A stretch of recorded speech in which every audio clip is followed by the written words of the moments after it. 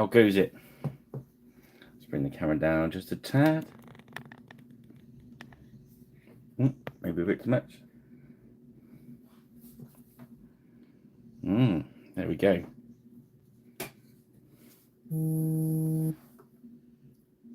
little bit early. Let's let everything catch up. Have another swig of my coffee.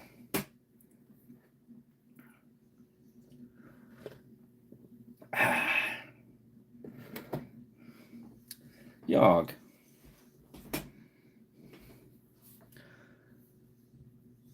And here we go. So I'll introduce this now before anyone else turns up. So this will be for the people watching this readback. Tonight we are doing the other half of this pack. Last week we did. Where did I put him? I'll put him over here. So this was the front rank pack MPK3 Medieval Nobleman, which I'm using as War of the Roses for Age of Chivalry. They got other packs now. They got the Saga ones, which is good. Last week we did this chap. That was last week's Friday night with his fishy friend. So we'll put him at the back there. And this is this week's one. So yeah.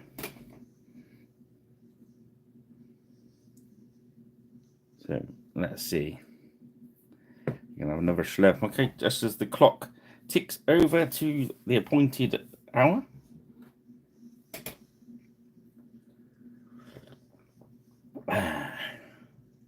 Nice. Bit of coffee. Tea. Ahoy, shipmate! How goes it? Let's make sure we're all in. Yes, that looks about right, doesn't it? So yeah, as I was talking to myself a minute ago, Rich, it's nice to know someone's on board. So yeah, just go over again what pack this is from. Evenis Kubla. This was the pack we started last Friday. It was MPK3 Medieval Nobleman set 2 mounted figures, £8.80. Didn't come with the bases because they're Saga bases. And just show you again the one we did last week. Now he's been lacquered. And we put the fish on the Saturday morning. So chuck him over there. And we get tonight's mission underway. Alrighty. He's a very chunky looking individual, this one, which is nice. Right, I'm going to start off by putting the base layer of brown down for the Orsey. I'm going to start with Tree Ancient. Not Ancient Tree, but Tree Ancient. Or we could use our special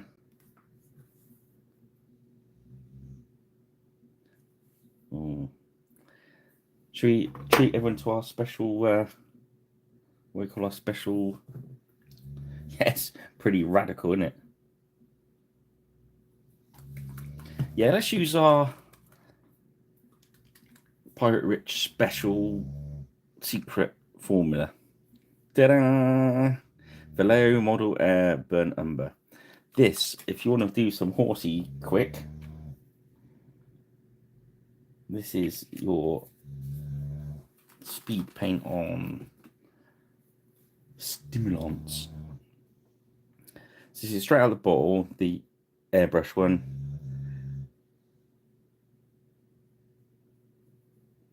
I'm gonna have. I'll say I was going to do some nice layer painting on the horse, but we're gonna skip some time on the horse so we can do other stuff. And in fairness, when you use this stuff over the Zenithal highlight, it does the job anyway. the under shading shows through. So be quite generous. You don't want it pooling up. I've noticed the Vallejo mahogany does a similar thing, but this one seems it's good for speeding up the painting because you could use this for horses, you could use it for leather, you even use it on wood. So depending on what miniature you're doing.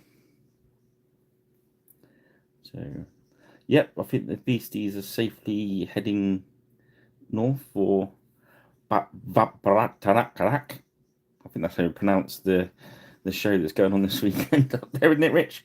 Did I get that right?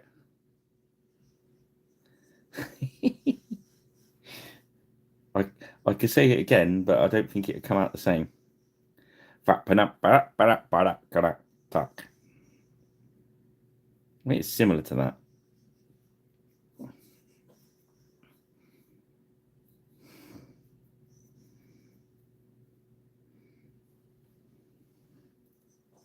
Yeah. I decided that the 4-hour trip there and back for me to spend a day selling as well, make it a sort of like a 20-hour day or whatever.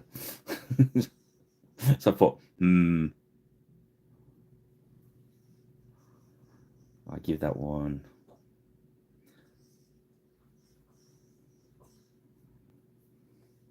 Yeah, the angry, yeah. Quack fest.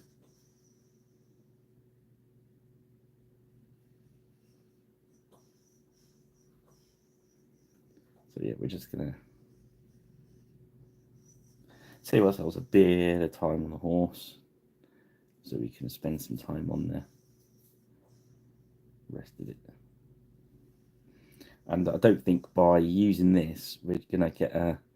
We'll compare it to our horse, which was nicely layered up, and you see. I think sometimes you can take a little bit of a shortcut if it doesn't affect the overall view of the miniature.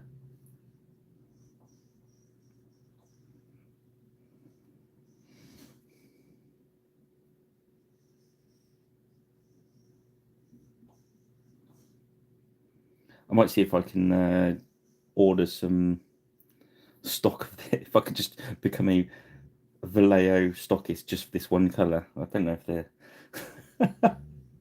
so you can, so it shows people can buy a bottle off me.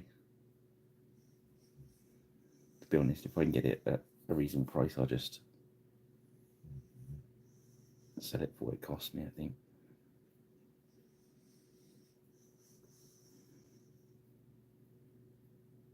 There we go. So as you can see, we've just done one layer of burnt umber, and it has to be the airbrush one. Model Air. It's just a gorgeous paint. And as that dries, you'll see that that's going to look right. It's not.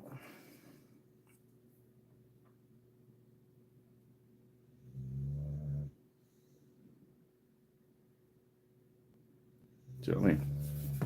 I think you do. And the rest slip. So hopefully you guys have had a really good week, and it's been exciting. Let's go over the norms. So this guy has been undercoated Vallejo through the airbrush on a Zenithal style. So you have the black with the grey from the Zenithal angle. The base is the neutral pumice, which I painted in last week with the brown over the top. So it looks like it's been highlighted, but it hasn't.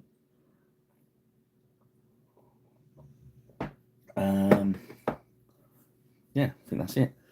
The casting wise, the horses are one cast. The noble is another cast. His sword comes complete, so it's just get him on there. There wasn't a lot of flash or anything to sort out, which was nice.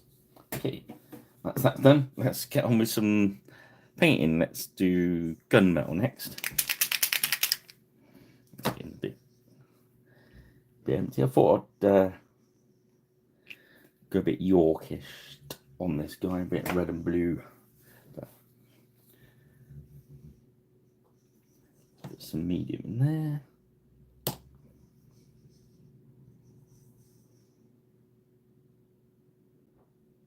Just put a bit of medium in the metal to make it a bit more flowy. If that's a word, I don't know. Hopefully, I'm using a crappy brush with no point on it because it's metallic and it will kill your brush.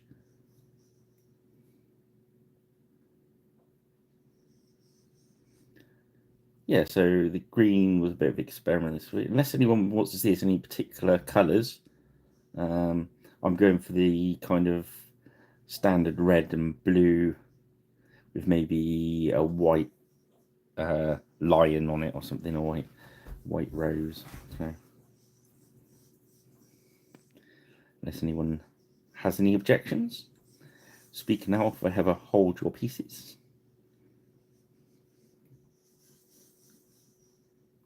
I'm going to try and I was considering cutting back the live show to once every 2 weeks so I can do a more in-depth paint one in between. Do you know what I mean? Do a recorded stage paint along one. So you don't have to have this meandering journey each time you paint something. So, don't know. Still thinking about that. Let's wait for feedback from you guys. So let us know in the comments. Would you prefer a shorter, more condensed paint along? Got some other ideas I want to chat to the beasties about. Like we did at the start when we did those 4-point start sets. See if we can do that, and if there's a way to give you guys more notice of what we're painting rather than on the day. So maybe if everyone had a month in advance of what I'm painting, just let us know if that's something that interests you guys.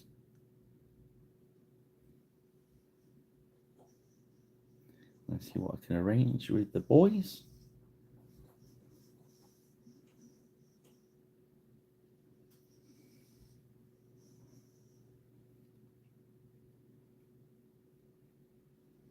So that's good.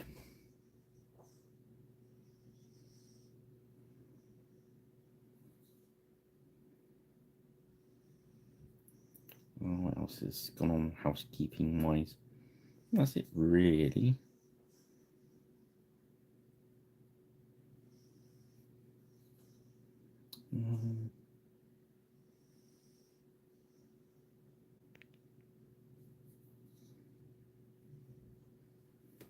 Yeah. So just laying down this gunmetal so we can get it nice and dry before we put the wash over it. This is a bit more of a straightforward miniature than what we paid last week, I think. But that's cool. It means we're gonna have time to flirt around with it. I mean, it's a consideration when you're buying these miniatures as well to if you want the ones that are a bit plainer so you can use, so they paint quicker and you don't have to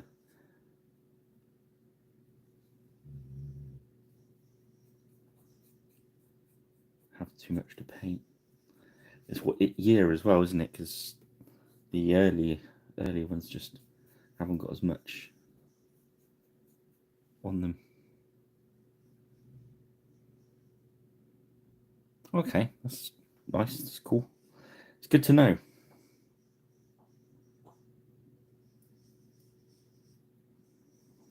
When I stick with it, I'm not going to change it till we decide as a kind of conglomerate to do it.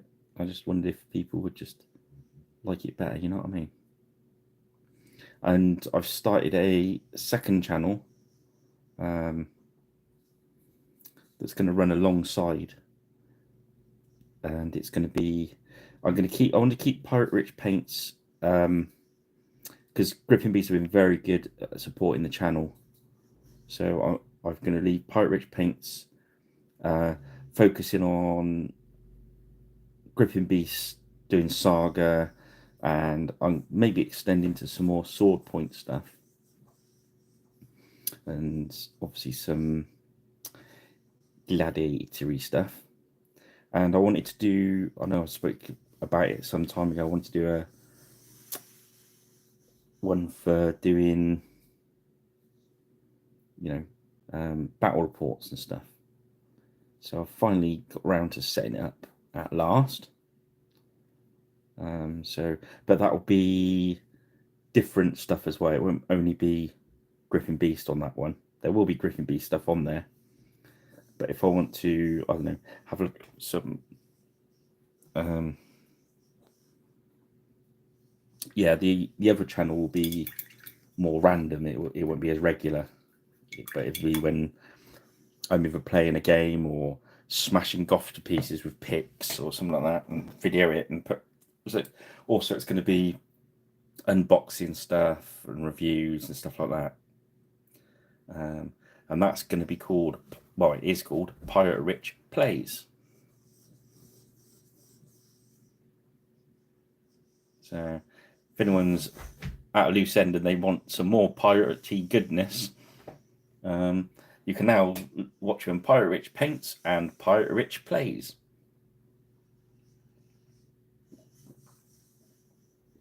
I've done a short unboxing video on there, which you can search out if you want to. I won't go on about it too much on here.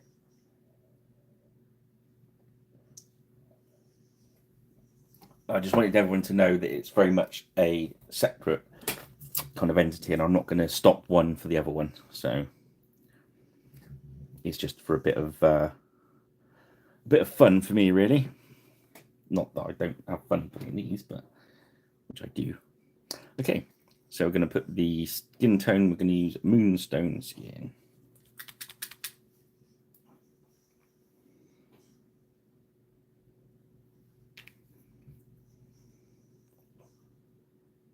Oh, cheers. Yeah, don't go now, Kubler. It will wait for you. I might go live occasionally on that one as well, but it'd be like at a random time. So if you do subscribe to it, if you hit the notification bell, you're sort of, and if you're not busy, but it might be a live one, I don't know.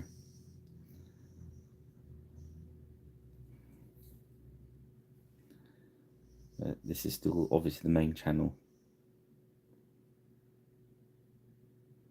So yeah, we'll just water that flesh colour down a bit.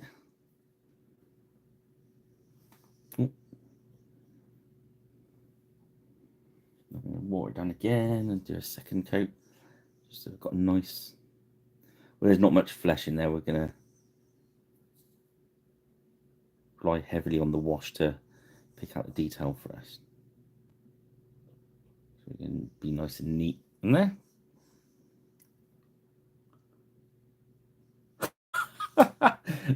Did Ben teach you how to super glue?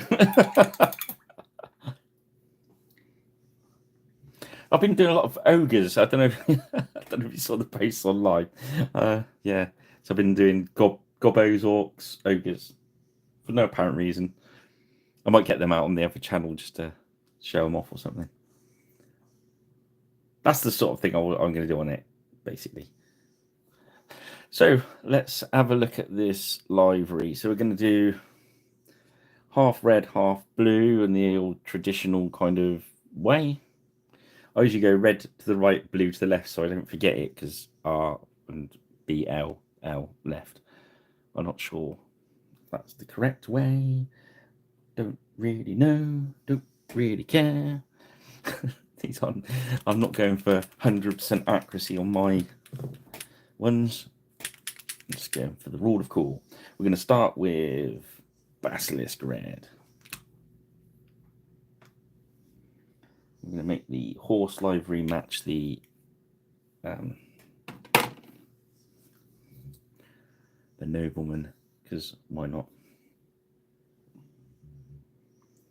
So we're going to go red right. So I'm going to go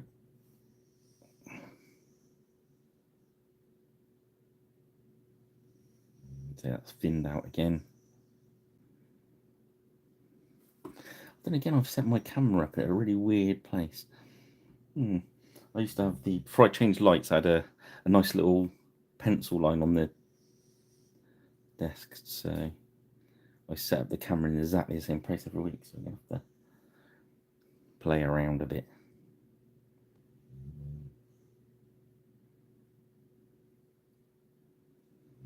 Yeah, I know the Beasties were very excited about going up to York because I think Lord S is demoing some jugular games, I think.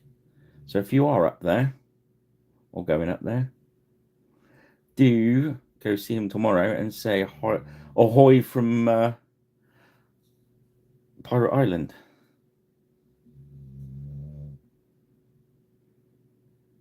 I think what we do is we're going to go... Now, I don't want to step in the heraldic mistakes, so you have to excuse me if I make any heraldic faux pas. So I know there are lots of rules, as one of my friends tells me. But I am definitely just going for rule of cool on this one. The dog is snoring early in the day. That's good.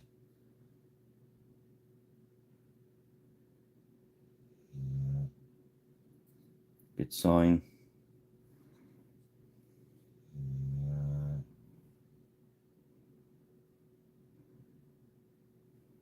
So what orcs are we doing for what? Why are we orking away then, Kubla? Do spill the beans. I'm gonna, even though I put a red bit on that sleeve, I'm gonna do that sleeve blue.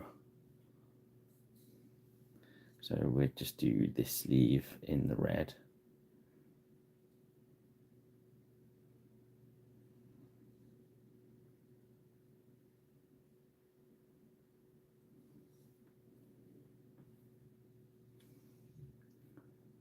I think one of the early videos I did on this channel was painting some orcs, because I do enjoy painting the orcs. So I'll probably do a orc paint along on the other one soon.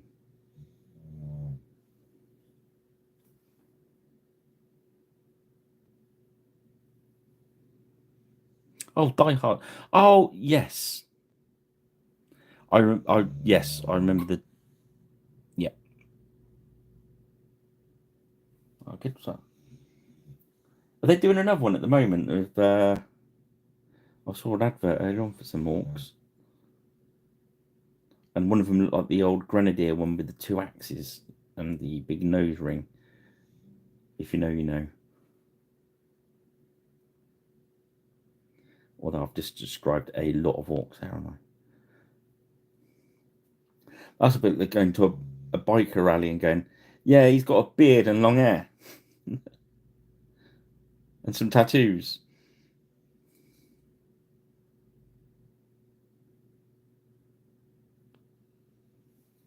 Okay, so we're going to do that in blue. And we do... Should we do the feathers in halves, or should we do them in like V shapes? Oh, that's a question and a half, isn't it? So let's follow the...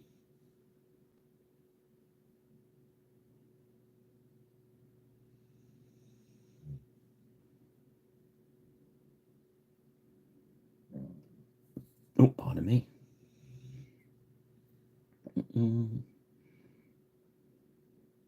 Yeah, I was late back just before, so I've shoveled my dinner down to get in on time. Had a quick nip over to our guitarist and a bit of a guitar practice like.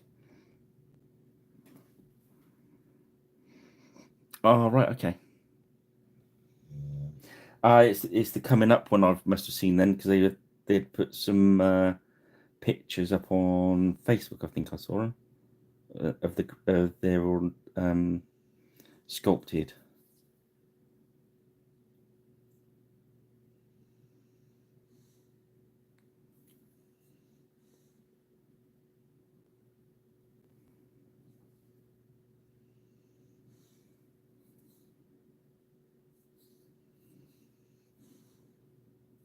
Okay, and I think we do the Orsi's livery the same. We do this half red and that half blue, or we could do decisions. Let's do half and half. Like, so I'm still thinning this down, even though it's the base color.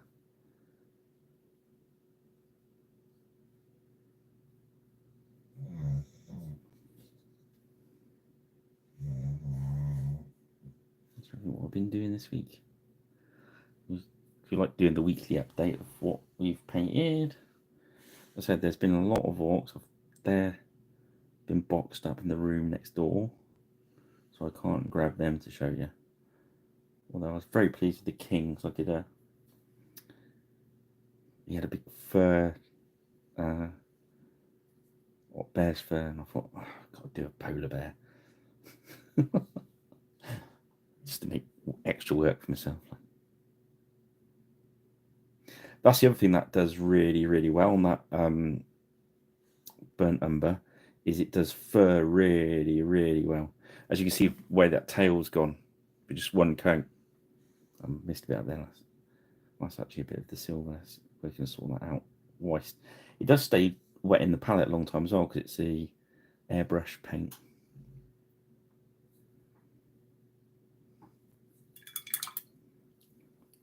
Let's just sort that out. Obviously, it's not masses of coverage, but it will do. It will work. There we go. Once we've still got it on our brush, we just check that it's all right. There we go. As you can see, now that horse is dry. When the lacquer takes that, it really does work. So that's good. So again, red, blue, red, blue, and or should we do the saddle?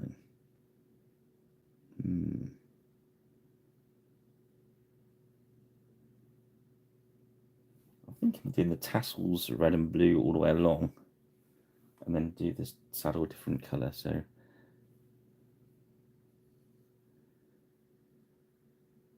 we do that tassel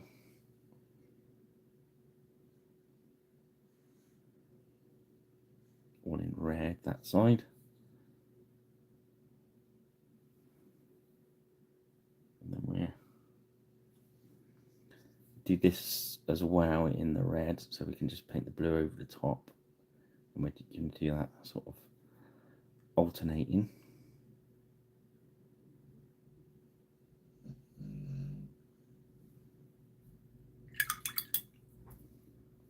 Which gives us an interesting choice of what to do, what colours to do the. Well, let me see. I had a reference picture. There we go. Well, we could do them like an orangey red, I suppose.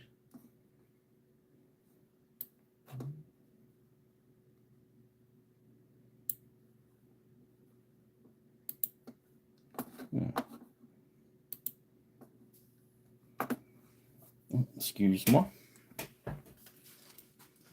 Yeah.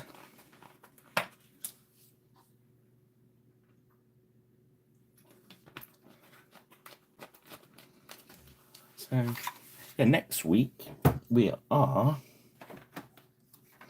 on to the last pack of front rank we grabbed last time. Although I'm due to visit the Beastie Boys next week, so I'll try and grab some of the new Saga ones. So if there's any particularly ones you want me to grab, let me know. So next week's one, we'll be having a look at Henry V. It's a lovely little packet, this one. I painted this one before, I believe.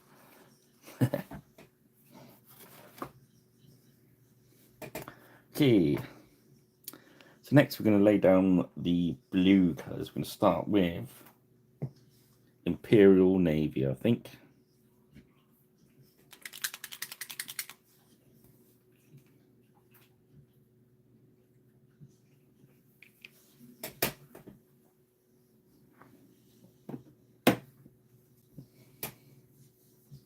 And a bit medium to it.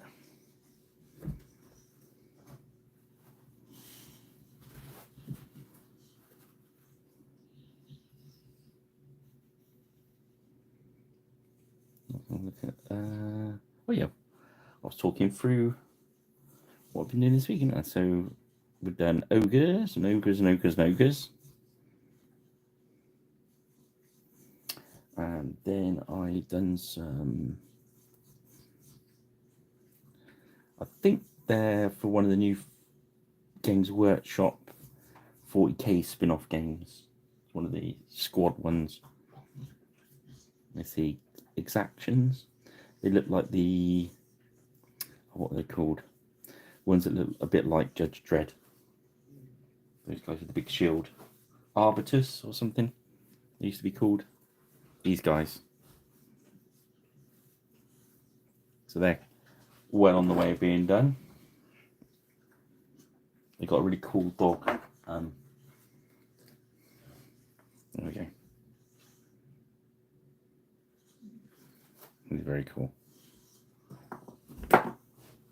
Yeah, so they're on the way of getting done.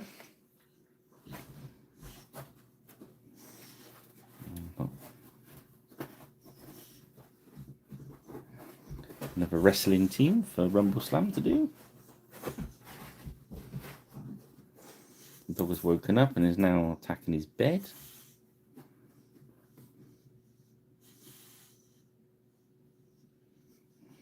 Yes, this blue, I'm keeping that nice and thin. As you can see, the grey is just poking its nose through.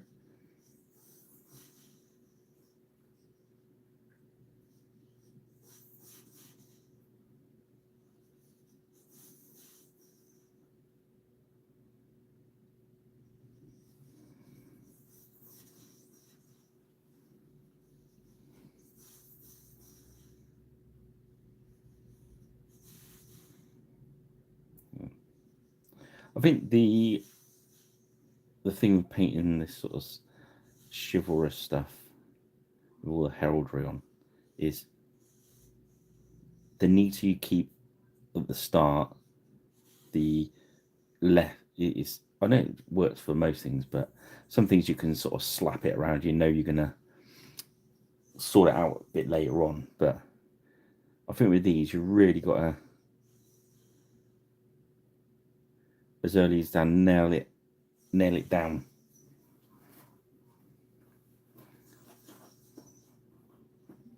So for instance, like these, get that line sitting, you see it's slightly off like kilter that way. So we're going to use the blue in a sec to straighten that up, and then we know that every other highlight is going to work on that nice straight line. It's only for our eye to pick up, because as well, it's not really in real life going to be dead straight anyway, but because we're looking at it as a model, our mind does crazy shit.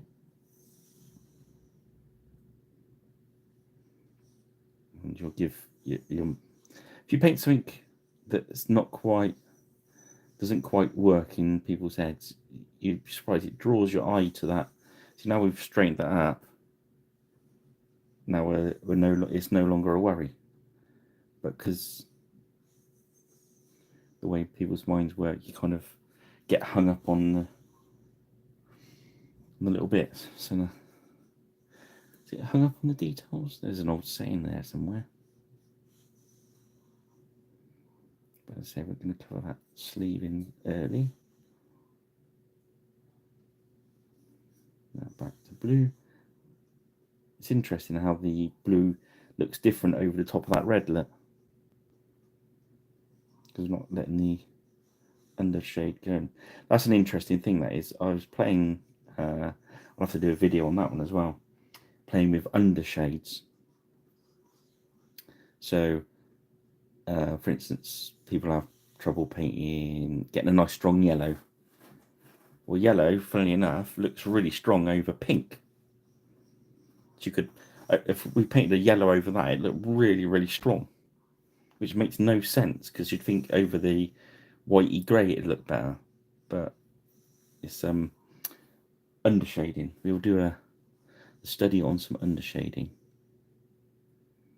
And you can use it to your advantage. That's why I like using the Zenithal highlight, Zenithal undercoat, because for that very reason you can use it as a way of getting very cheap and free highlights. Yes. Yeah, you're right, Cubes.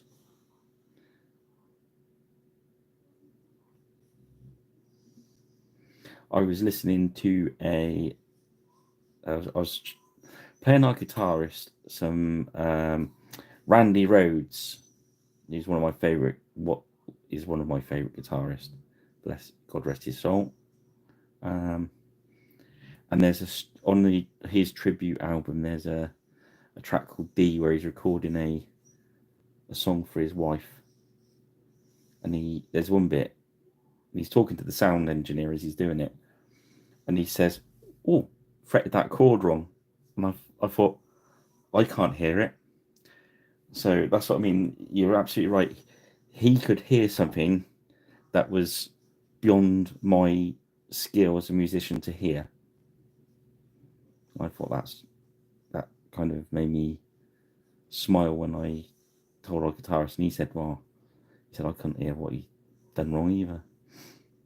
But yeah, so exactly what you said there, Kubler. We are our own worst critics. I think the other thing as well, not got to let that self-criticism stop you painting. So many people I've talked to at shows have said, "Oh, I used to paint, but I'm rubbish at it." And it's not true. It really isn't. This is one of my early paint jobs that I rescued out of some of my friends' collection that came to me. This, you can see how old it is. It's that was when that came out as a new miniature, so that would have been like 89, 88. Not a bad guess. 88, 89. No, I can remember what colours they are. These are the TSR Ralpatha paints over a black base. And you can see that I've tried to cover the black with this fawn colour. I think that's an umbral paint, that one. That's an umbral paint, the brown. And that red one, that looks like a... that's not a Ralpatha paint. But anyway, what I'm saying is, I could have stopped, and I didn't. Perhaps I should have stopped. But you know what I'm saying is, you've got to keep going. I don't think she's at the back of the desk here anymore. I did have the one, I've shown it before. This was a miniature I rescued out of my friend's bin, so it had been painted, so I just overpainted it, so it's got like really not a lot of detail on it, because obviously it's been painted, then I've painted it black, and then I've painted it. But that's one of the first miniatures I painted with eyeballs, and they're real fried eggs, them ones, aren't they? But they're there. Do you know what I mean? It's really important that they're there. Now, if I was putting that up today, as I've just started painting, I'd be happy with that, knowing that I'm going to get better. Well, hopefully get better. But it's good to find stuff like this. luckily, these were the collection I rescued a little while back from a friend. They've been sitting in a box for many, many years. One of the first decent shields I think I painted. Ah, bonjour, Landerschneck 1525. You tell me, this guy, Landerschneck 1525, he has his own channel, guys. I've watched his videos. It's very, very like them. Drop by, give him a subscribe. Because he's in Arizona. And that's awesome. Okay.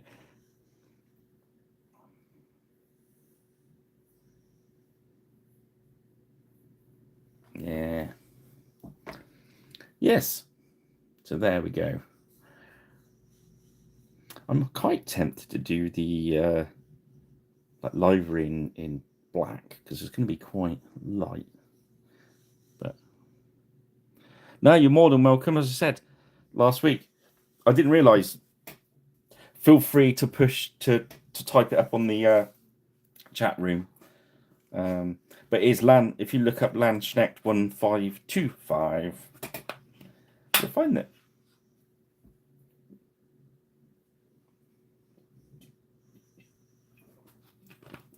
So that's good. It all makes the world go round.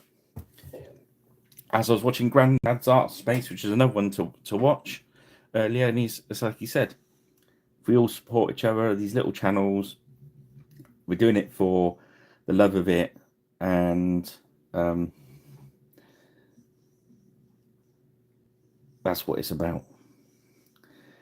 Sharing that love. Okay, so horse livery. I reckon I'm actually considering a green on the reins. I think we're going to start with angel green, not dark angel green, but it's dark, and it's angel green, but it's dark.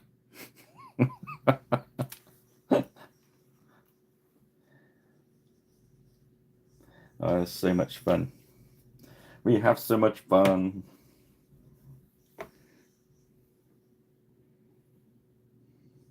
So getting watered down with our medium.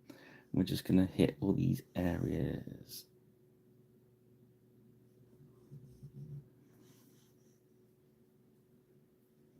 So this is our base green colour, so it's going to be a lot lighter in this by the time you finished.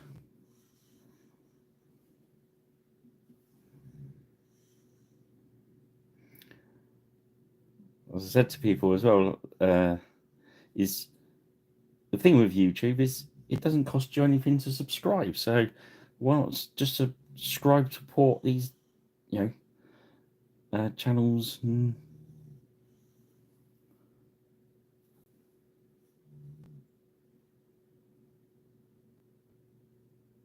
Everyone has got a story to tell. The other thing is, I think everybody has got a slightly different idea of how to do stuff, which is good. I've never said this is how you should do something. I'm just showing you how I do it. And if you can spot something in my process that helps you in your process, that makes me a very happy pirate.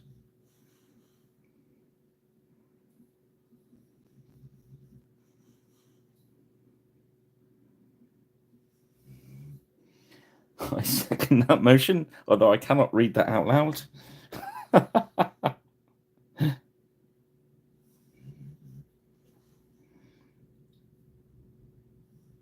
So, okay, Kubler's been painting orcs.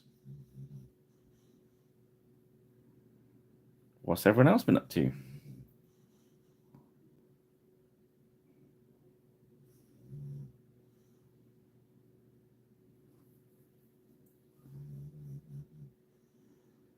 We're just keeping that green nice and thin. Just laying down a base layer. It's going to look quite dark. That's fine.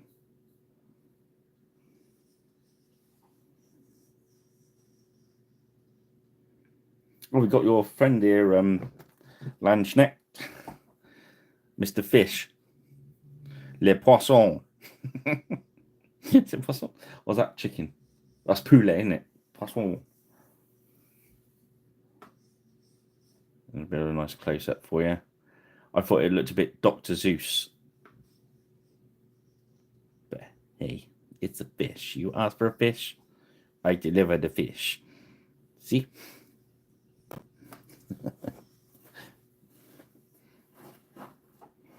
Yeah, that's how he looked with the lacquer on. I think you saw the picture online anyway, didn't you? Because I think you commented on it. But hey.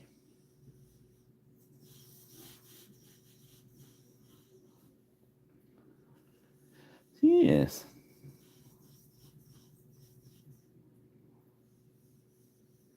It's all good fun.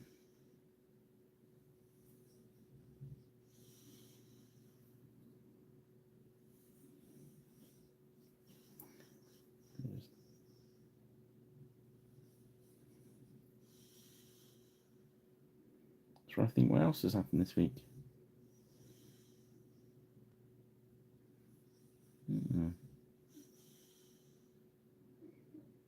I said I did paint an awful lot of ogres, so I think that took up most of my time, in fairness.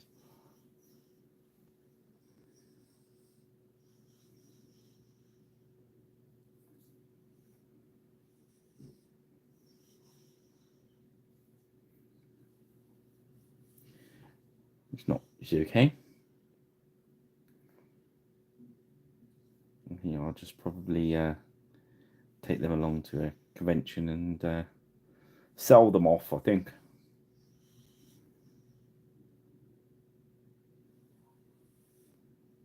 And I was tempted to play Saga Age of Magic, but I might use the new trolls for that in Ragnarok.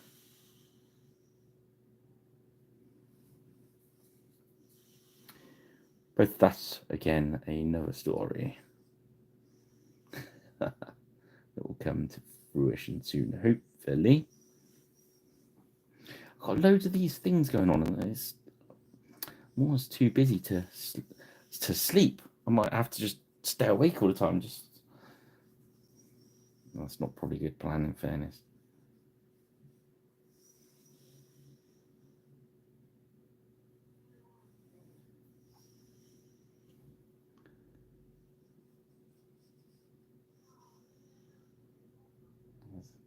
Hopefully, you can't hear the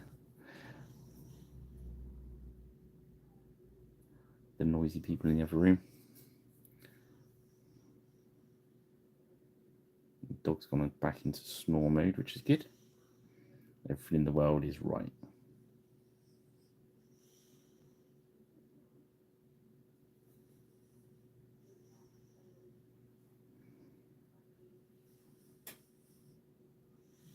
Now you see why I took the shortcut on the horse now.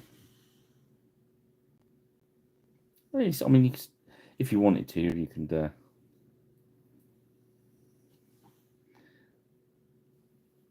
highlight him up, but I figured I was gonna have so much other colour going on that I didn't mind the horse being kind of plain. You know what I mean?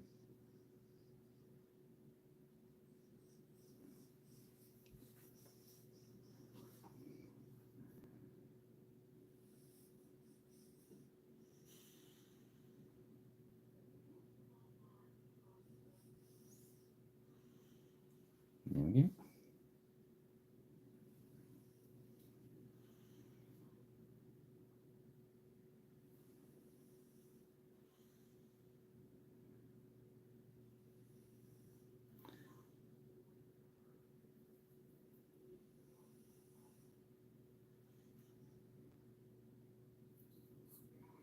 go. I just decided I'm gonna go and as soon as I can jump in my car, drive to Farley Hungerford Castle, which is near Bath, and I'm gonna go and take some photographs of the crypt in there and show you how bright the medieval stuff is. And I mean,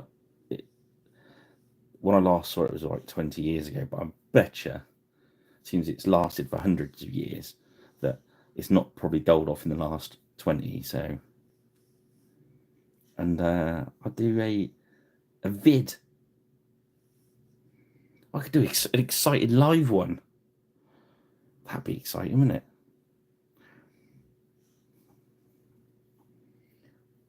But again, I'll do it from the new channel.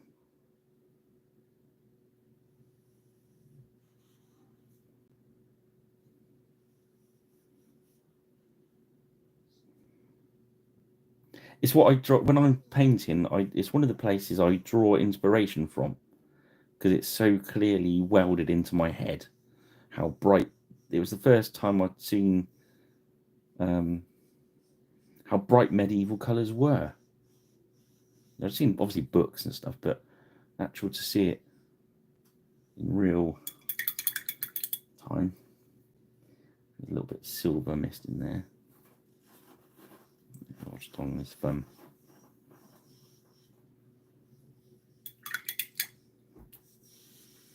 It'd be quite cool actually doing stuff like that, wouldn't it? For the channel. I can investigate stuff for Pyrich paints and put it onto Pyrich plays. Because after all, it is me playing, isn't it?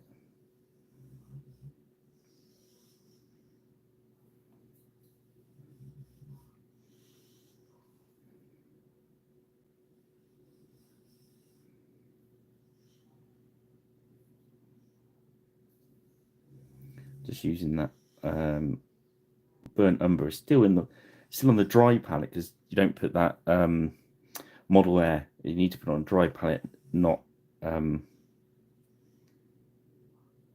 wet palette. That will go ooky pooky on the ooky pooky. I don't know if that's a word.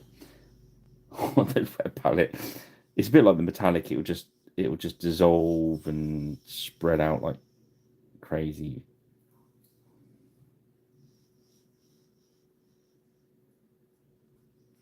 Yeah, you're right, Rich. Is we've all seen Blackadder.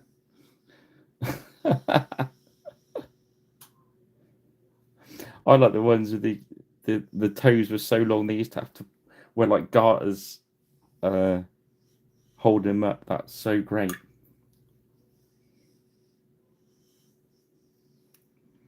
Just keeping it nice and tidy there.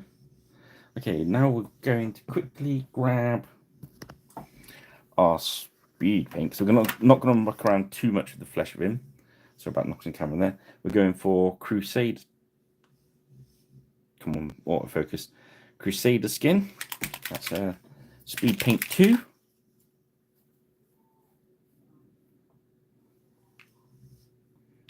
I'm going to drop of that. I put far too much out because it's going to be the bit of flesh. There's not a lot of flesh showing on this guy.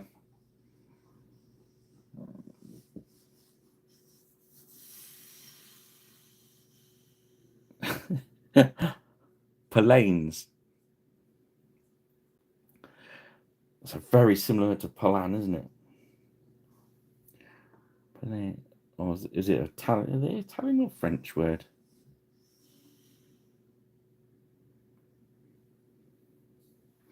We used to sell, the company I used to work for was a fine food company, and we used to import everything from France and deliver to the Michelin star restaurants around Britain, England, all of Britain. Then we did go into Wales as well. And one of the things we did supply was Polan bread. That's what that reminded me of. Okay, next we're going to grab our known oil mixture. It's known oil in there. There's war paint's dark tone, and there's some black ink, so it's a little bit stronger than straight known oil. And we're just going to hit over all our gunmetal silver.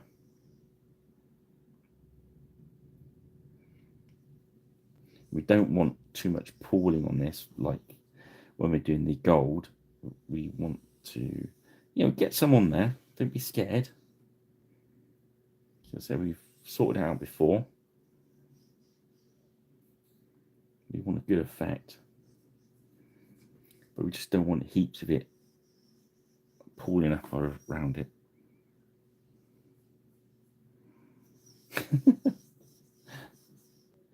Probably is.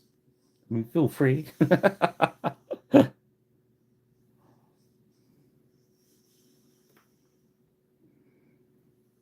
So you off to York tomorrow, anyone? Is it too far for you, Rich? I don't know.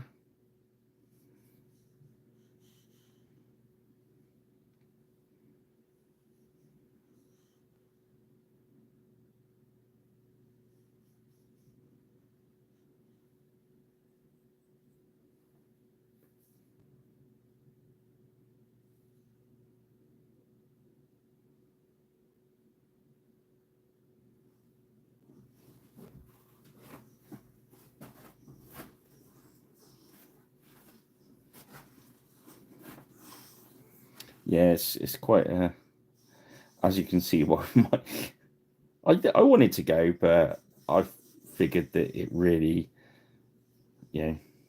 8 hours driving in the day would have made it a very long day.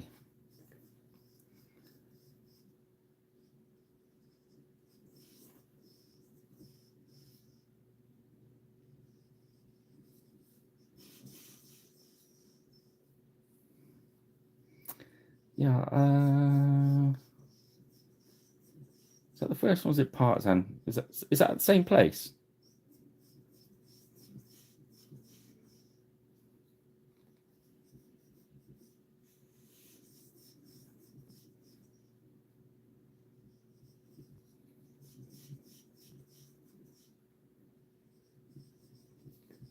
Okay.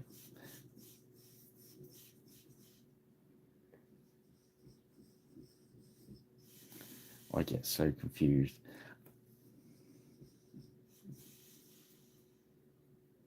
I think I was going to try and sneak in on the front table like I did last time. Hopefully the Beastie Boys will want me to. It was quite cool on the front of their stall. Just had all their painted stuff on there.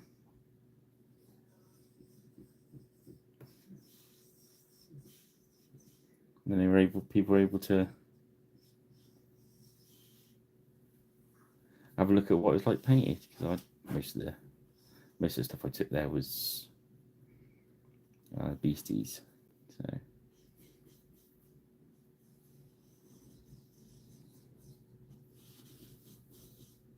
Aldersley, when's that, Kubler? I think I saw that on one of the lists. Sure, I did. I must have taken a screenshot of it, I think.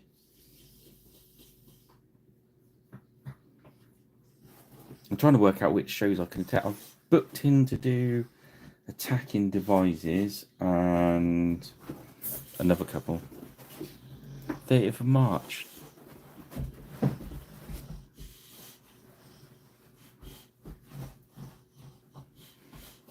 I'll have to check it out. See, is it online?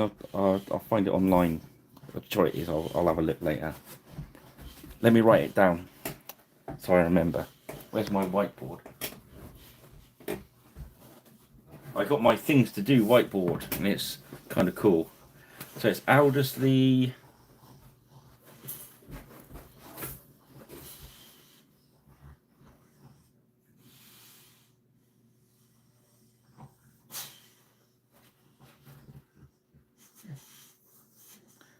Wolverhampton. Yeah.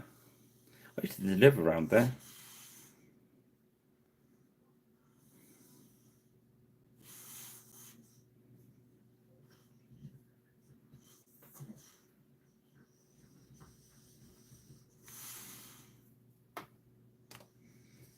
Okay, it's on my thing to do list now. Look.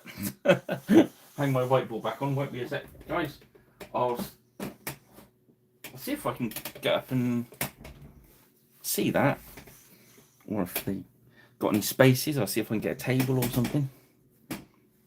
Is it a big one? Is it what's little show? I like little shows. Intimate shows. They're very fun. Why did I go all Rocky Horror then? Sorry, guys. Didn't mean to.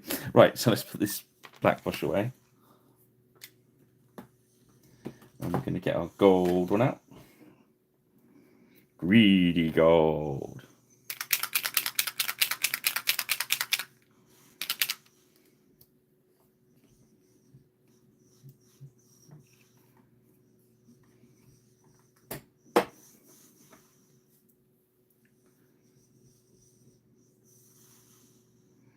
I'm just going to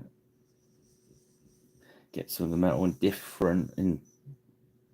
So it's like the metal work on the tack. I hope that's near. Oh. The autofocus is at any chance picking his face up, I think. So we're going to move him off camera, I think.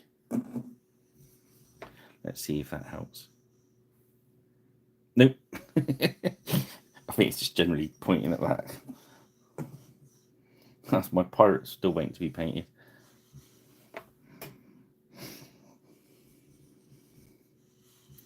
Okay, so let's pick out some of this.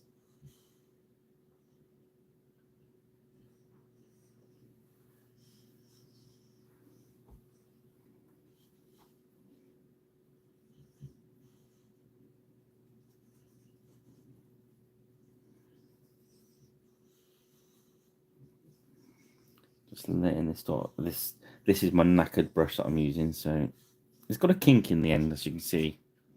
I hope you can.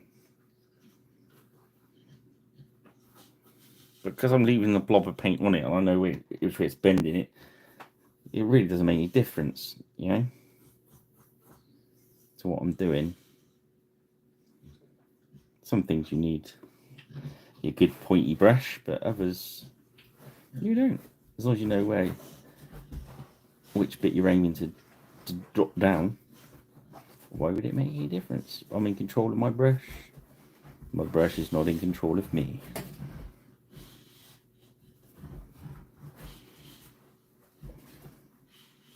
I'm thinking about changing the stirrups to gold as well, because there's a lot of gunmetal going on there.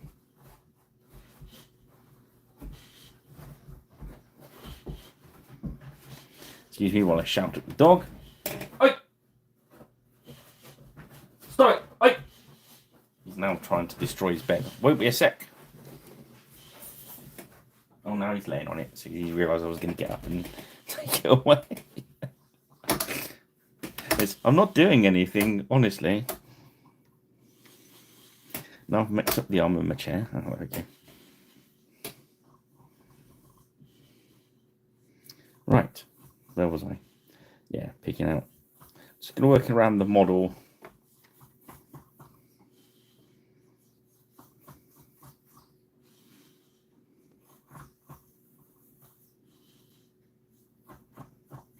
Yeah, for years I painted with. I never painted with a brush with a point. Somebody said, "Oh, you should try these brushes with the flat one." So, yeah, like this. You know what I mean? But small. And that's what I painted with. And eventually they do wear into kind of a point. So of course I just add 2 or 3 like that on the go all the time. But then again, we weren't really doing a lot of detail work. We were painting, doing a lot of dry brushing.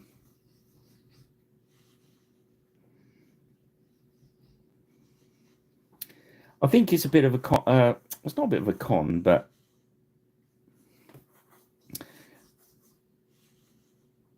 if you're using a crap brush that the paint won't flow out of and you can't get any sort of point on it, you're gonna stop your progress as a painter. But once you kind of get in there and you know what you want to do with the brush, You should be able to paint with pretty much anything. I mean, as you see there, that's I was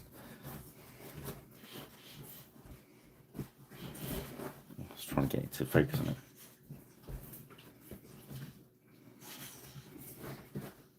And that's not a great brush to be using. But I know it's, as I say, I know which end, I know where it's pointing. So as long as I keep an eye on that, it's still usable. Excuse you, shout the dog time again. Oi! Oi!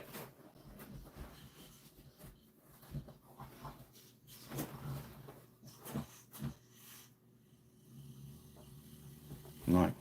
Sorry about that. Yeah, I use the they're basically the same thing, aren't they? I use the army paint ones. But yeah, I know it's the same thing. But I say it's limited now to I don't get often jobs I have to use dry brushing. Like it's very good for. I like the skill. I'm not one of these guys that I saw somebody just online saying there's no skill in dry brushing. I'm thinking, are you crazy? Of course there is. There's a skill in everything you do. Don't be belittling people just because they're using a different style. That was my Moni, by the way.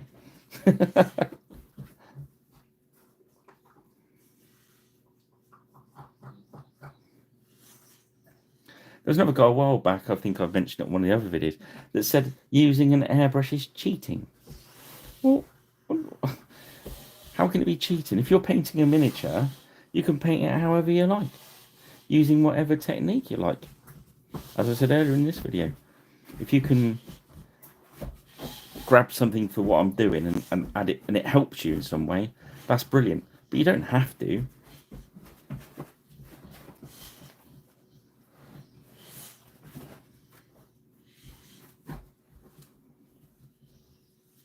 Yeah, and the brushes, to be honest, they're probably very decent brushes, but you don't need to spend that amount of money on a brush.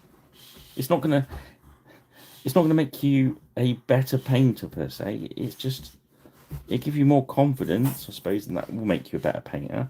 But it's practice that's going to make you a better painter. And I suppose if buying those brushes will make you paint more, you'll practice more. So ergo, you'll become a better painter. But it's in you. You know what I mean? And your amount of time you've got to practice.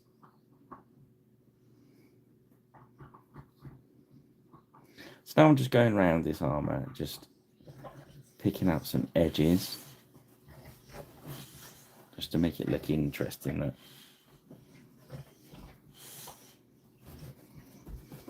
dog's probably going to have to be shouted at again in a minute. He's woke up full of energy. And his bed's getting that energy.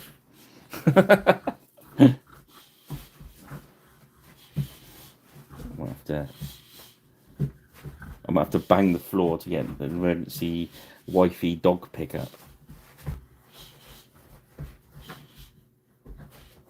So I can concentrate.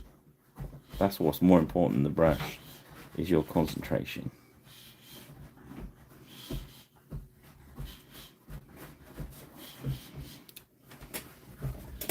Oi!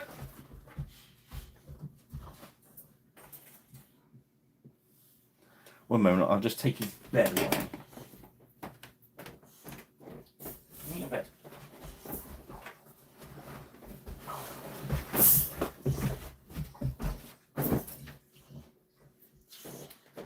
Right, hopefully that'll settle him down. I worked out the other day, Rich, these brushes that I use when I'm not using the army paint ones work out about 60 pence each.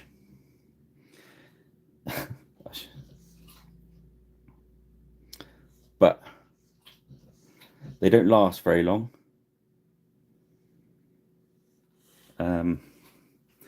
So I go through a lot of them. I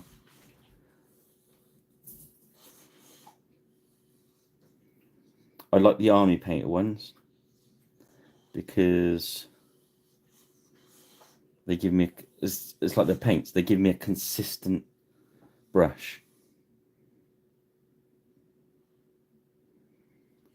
But I do like having. I prefer a thin brush than a triangle one. So that's my only drawback with the army paint ones.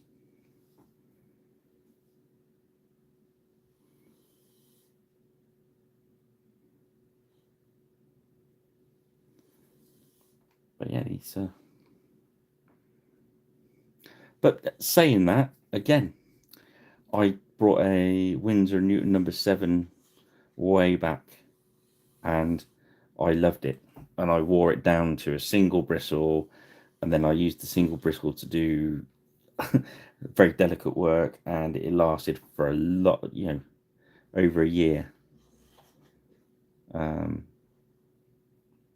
And I looked after it very well, and that was good. But then I bought another one to replace it, and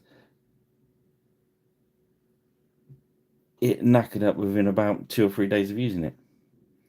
Now, it has been suggested to me that maybe the second one I bought was a fake, but I don't know. I just now thought, well, I want that consistency.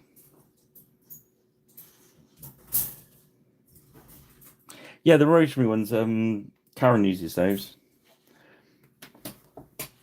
I said for the price point of the army painter ones, I think they offer a really good solid brush for the price. That's all I got to say. And paying the extra money for the Kalinsky masterclass ones, just have one about. I got my old one still kicking about. This one's kind of lasted about 5 years. It's worn the wood off it, and he's still there. Very good brush.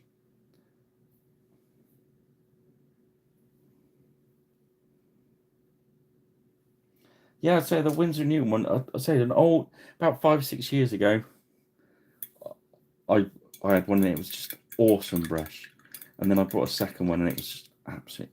I don't know why, and I go, I'll send it to him, blah blah. And I thought, you know what, I can't be asked.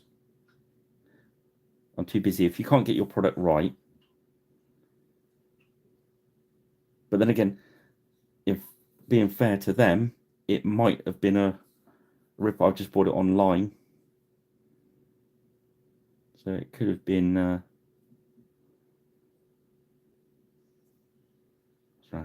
I don't know how easy it is to forge a.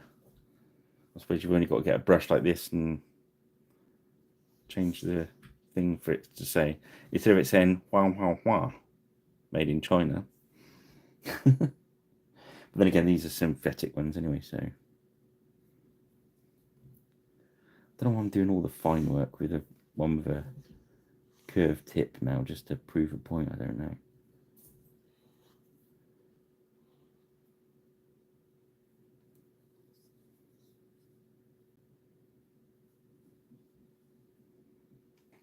It's fun picking out those rivets.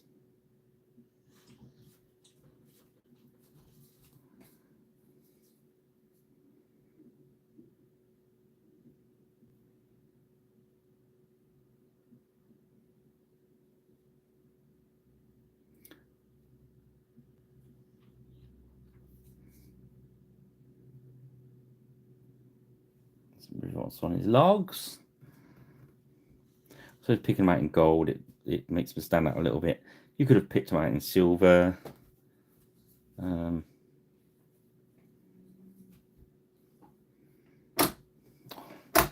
arm on my chair is going to be time for a new chair again soon.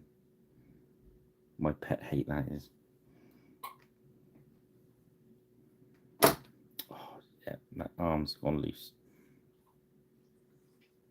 I do use the arms of my chairs a lot to lock my arms in place as I'm painting. So I do give them quite a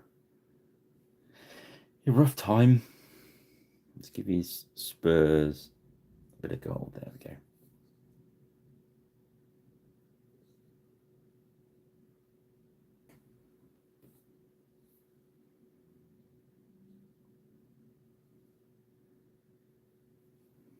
Let's do there's a curvy, a raised bit on the back of his helmet. Let's just do that in gold as well, just because we can.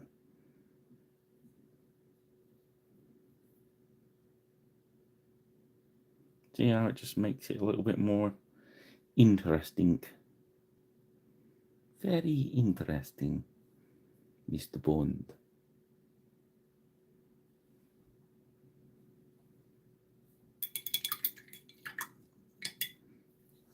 Now I'm going to grab some black paint. We're going to do the sword scabbard in black. Let's swap to the brush that's got a bit of a point on it. Again, the price of these brushes, once the point's gone, I just downgrade them to the metallic or a wash brush, and then whatever, and then they once they're, I save them up and they go over to the local school and they use them to put glue on. So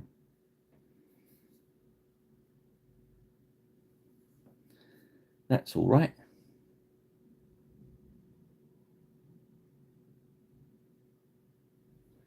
Just do his hoovers.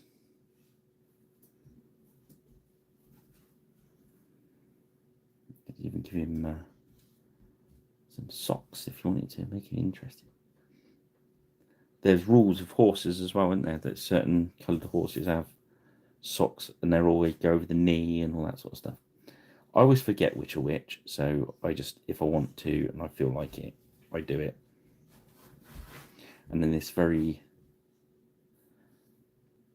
weakened brown I use, it almost, there we go, does the job for you.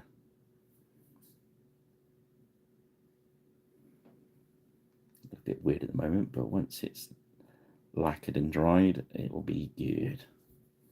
That'll be good. Of course, paint your horse's eyes while you're at it, nice and black. Don't paint the horse's eyes white. They look very strange. You come across them online, don't you? People have painted them white with a black dot in the middle. And if you want to get fancy, you could do them black with a white speck of light. But I think, to be honest, unless you're going to major detail, you don't really see that anyway. I'm thinking about changing his tail to black as well. Now we leave it brown. Again, there's probably a rule on that he should have a black, because he's got black feet. I mean, he's got black hair around his hoofs. Probably means he should have a black tail. Should we give him a black tail?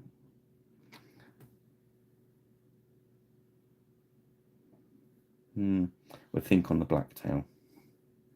Unless anyone's got any strong opinions of it. We'll have a look at the end. We've got our colours a bit brighter.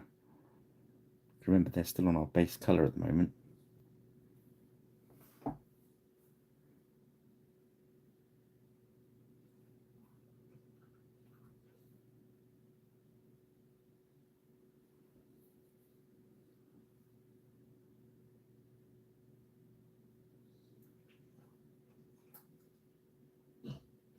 There we go. Usually I wouldn't do that in black, but we've got quite a bit of colour going on.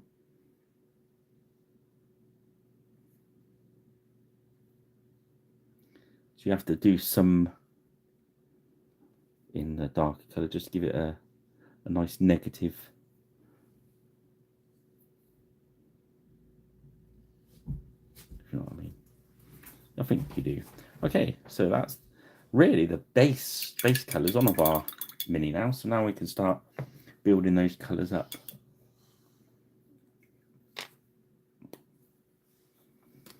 Again, we're an hour and 20 minutes in, so hour and 20 minutes that's taken us.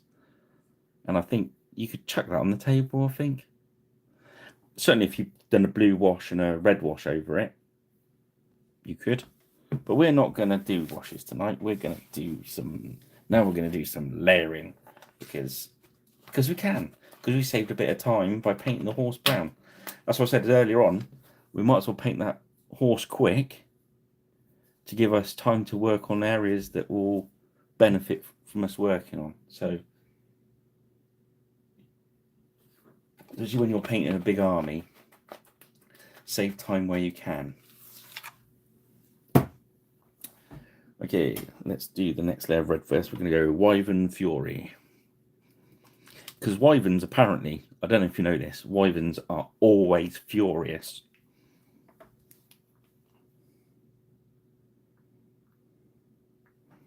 So they've only got 2 legs.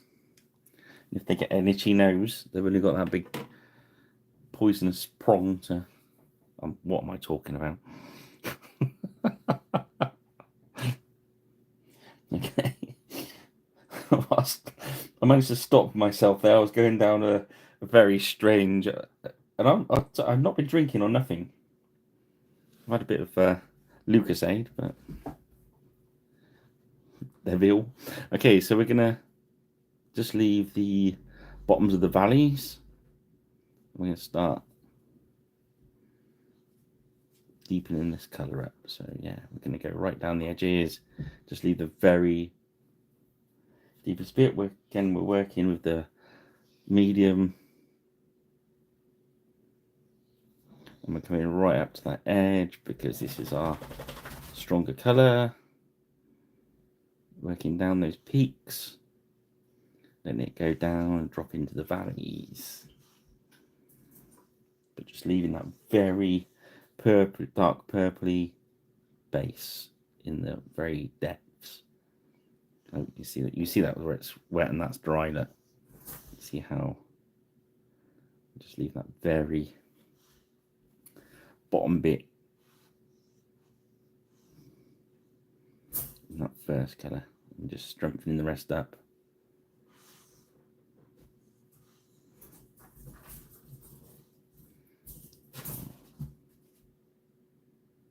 Okay, so we're just going to work round, just touch into those tassely bits. Again, as we go round under there, we're going to leave the bits that are shaded and the shade, that very dark colour. All the rest we're going to cover up. So as it goes right into there, leave that bit round where his belt would be.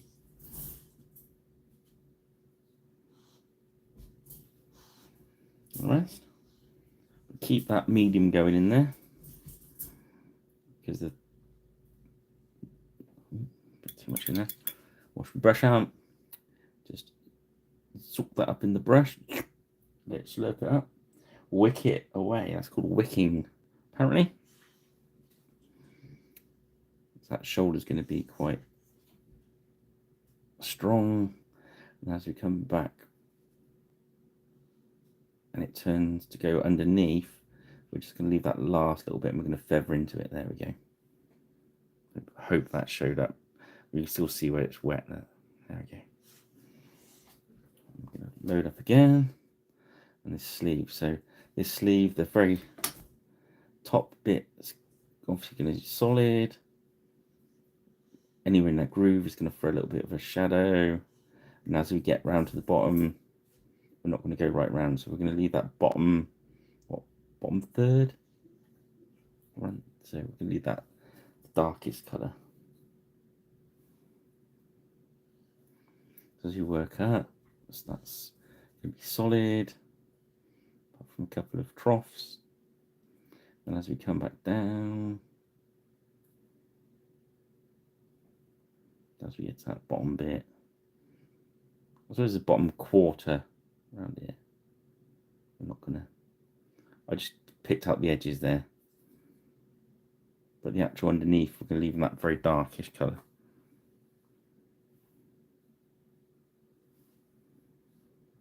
And we're going to go around that neck piece. Want that very strong. A bit in the middle is going to be very strong. That crosses collarbone. On the top there is going to be quite strong. So his chest is going to be quite a strong colour, until we get around that edge, and we're going to let it not go right up to the metal. So we're just going to, so it's just going to little shade in there. Any way you want it a little bit stronger, just pick it out on the way around. And then his feathers, we're going to start, but where that groove bit is down the edge there, we're just not going to paint in there. And then we're going to paint from the middle out at the bottom, and then as it gets to the top, we're going to go across the whole part. Then on the back, we're just going to touch the edge.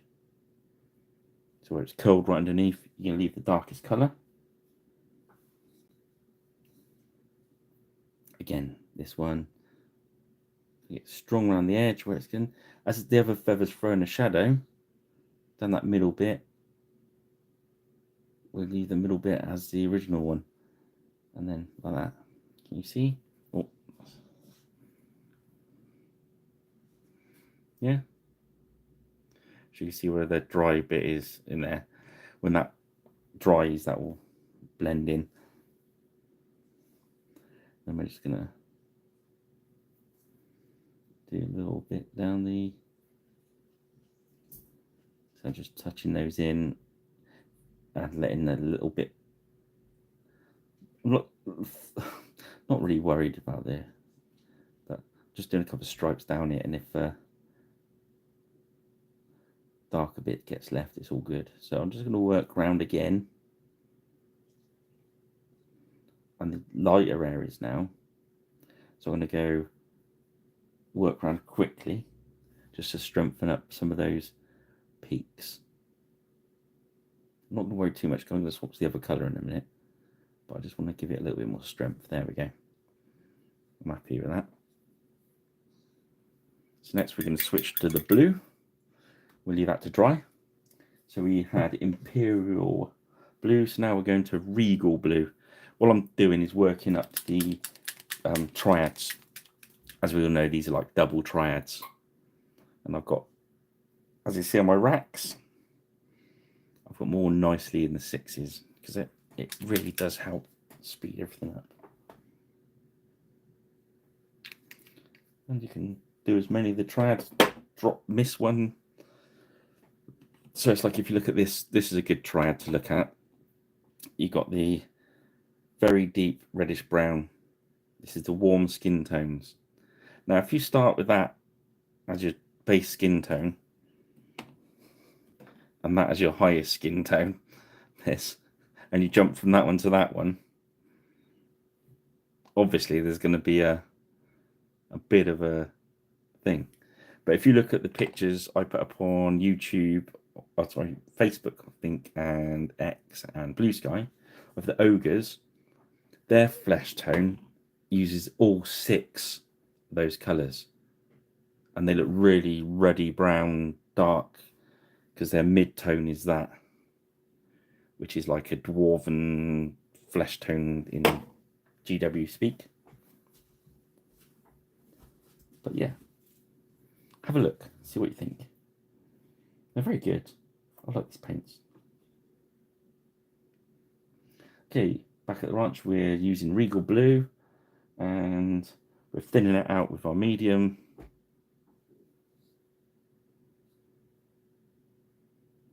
Yeah, every so often I grab some like that cubes, and I'll just have a bit of spare time in between a commission, and I think, what should I do a study on? And those were a study on skin tones. They started with the goblins. Every goblin in that batch had a different greens base color. So even though I finished with the same highlights, I started off with different tones, and just to see how different they would look. So it's kind of cool, because they all look different, but they're all locked in with that high highlight. The ogres were more, I was playing with using the same limited palette, so I wanted them all to look very leathery and very dirty. So I've done all their, instead of having any colour in them, they've all got browns, like leather. And then I don't know if you saw the king, then he's got a bear pelt, like cloak thing. And I thought, wouldn't it be fun with all those browns and everything, rather than do a brown bear, do a polar bear. So I went right through the 6 triads from that polar bear. Started that colour, grey castle, dark olive grey, and it's the greys and whites, warm greys and whites. And I went all the way through, and the highlight on that bear is matte white. So if you get a chance to dive in and have a look at the king, I say he's on the other channels. Have a look at the bear pelt. There's no wash in it. There's no. I'm not keen on when you do white and you drop a grey wash into it. I think it kind of can, depending on the miniature, sometimes it can look a little bit false. I don't know what the right, but sometimes it just doesn't work, you know. So I was just looking at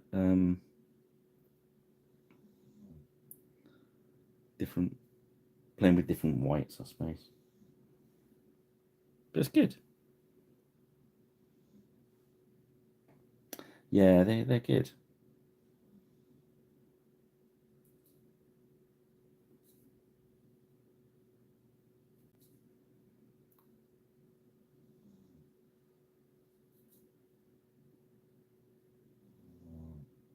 You can just move that blue line just across a little smidge there. It wasn't quite sitting. Yeah, I'd say it depends what you're doing, don't it? If you're painting a lot of miniatures and you want to achieve a nice standard quick kind of pro looking, I suppose is a better word. I don't like using that word. But if you want to get a certain finish, it is quite a good technique to use washes. On a lot of the videos I do on here, we'll use lots of washes. I think they've got their place. It's like anything that's got its place. But I don't think there's any one. That's what people get hung up on. They're looking for one killer technique that will make everything revolutionary. So slap chop. Well, slap chop's just underpainting. Is they're just filling their paint. It's not a new skill. It's just they've renamed it. So, you know, it all works. It's all there. It's all there for everyone. Okay, so green. We started with angel green. We're going to jump up to guardian green. Again, this is probably one of the areas we could probably got away with using a wash on the greens. With all that gold on there, just let it all sit around it. But we're going to wash. I think if you thin your paint, it's almost like using washes anyway, isn't it? When you're layering up. So I'm just going to concentrate on the areas I can get to. I'm not going in tight to anything. So just building a little bit of highlight, a little bit of interest. I'm not even interested in getting the whole green this colour. So we're going to just lay this down.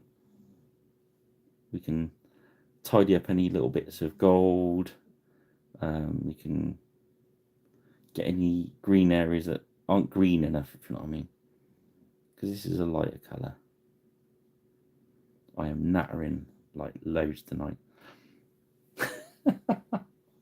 Do join in, guys. Okay, on his seat there, we're going to do that back edge because that's out in the daylight, so that's going to be a brighter colour. As we get towards his back of his leg, we're going to leave a shadow. I'm not going to go under there. We're going to leave it shadowy.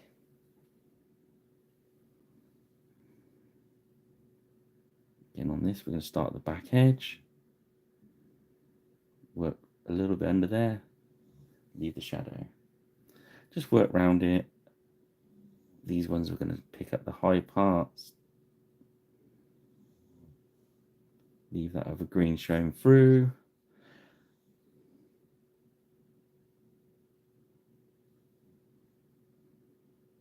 Making sure that all the top edges on the reins are this colour rather than the darker one. It's not that they're shiny, it's the fact that being in the light, they all look lighter.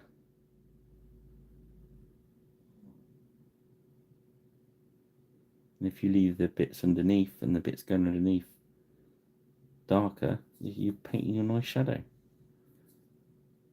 So almost the bits you're not painting are actually doing all the work for you.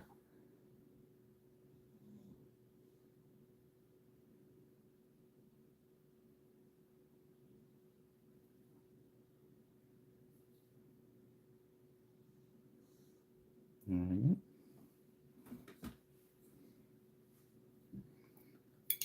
So we go back to the red now while that all dries off. And we've done Woven Fury last time, so we're on our first proper red, which is Dragon Red, which is a vivid purplish red. Number 3 on the cool reds. That's a great... Those two things will be copied by the other paint manufacturers. Because this is fun. That's the important information.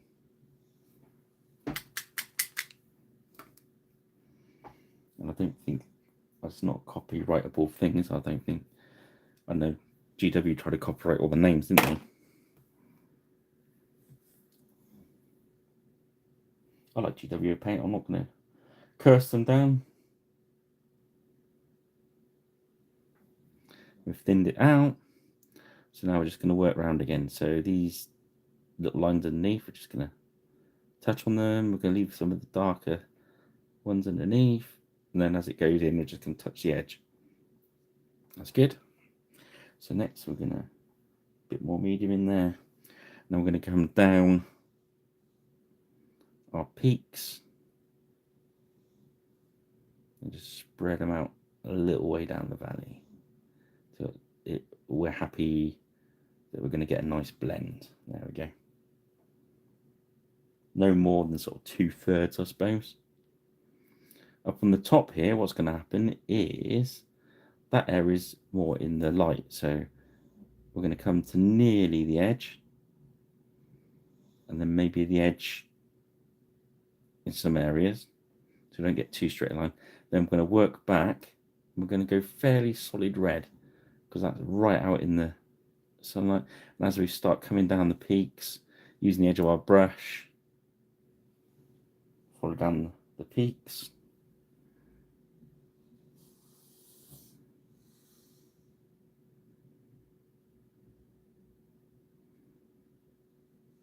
And you can start seeing where you need to go. It sort of points it out for you. If we say in peaks, it should be starting to look red. The trough should start looking the purpley colour. And then you can just blend it a little bit with a bit of feathering. So again, I'm still using very thin paint. The thinner the paint here, and the more patience and more time you spend on it, the smoother the blend you're going to get. Remember, I'm on a time limit tonight, but you know, you could spend a day doing this red if you really wanted to. You could just glaze it, you know, with the medium, make it into a glaze, and just glaze that colour until you get your correct red. It's fun glazing. Again, it is on the list of videos to make, a glazing video.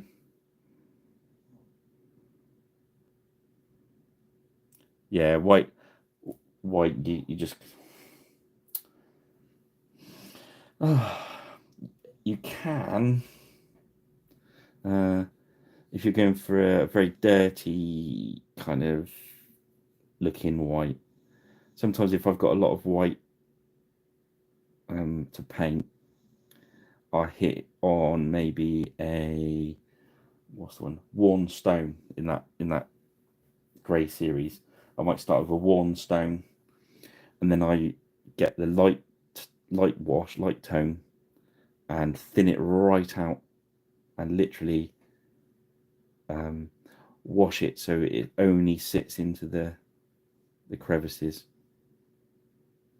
I'll even go back with medium and kind of wash the high points off so they stay white, and then let that dry completely. And I usually then go over it with a beige, spray matte beige, and then just hit the very highest with matte.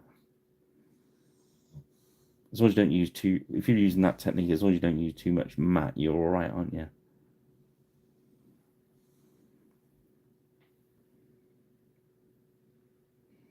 Or if you're one of these fellas that like the grey in the you know,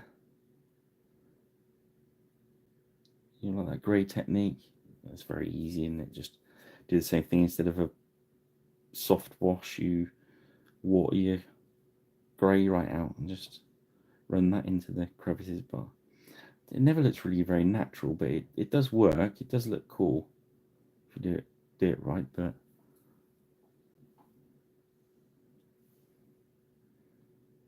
all right, we're just gonna start this red.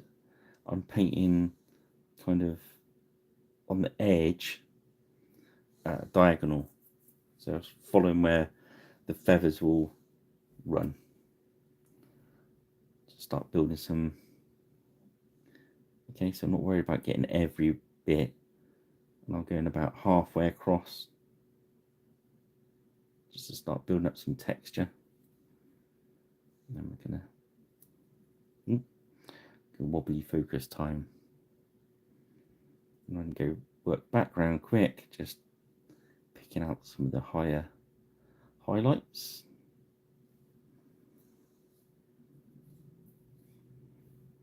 Yeah, a nice smooth blend on this one today. Sometimes it just goes smoother than others, but it's that matte medium. Get that medium in there. If you're not using the one I make and made your own, you know, the army paint one's very good. Well, aluminium medium is very good as well, but just a bit dearer. If you can't get those two, just a bit of water. But remember, your paint will break easier with just water in it, so you won't be able to go as far with it. Be careful.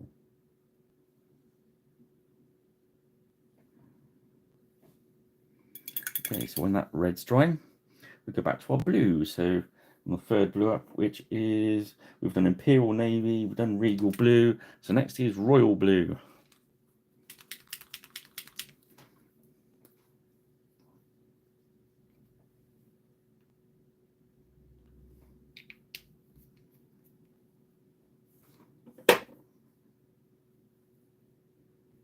Bit medium in there.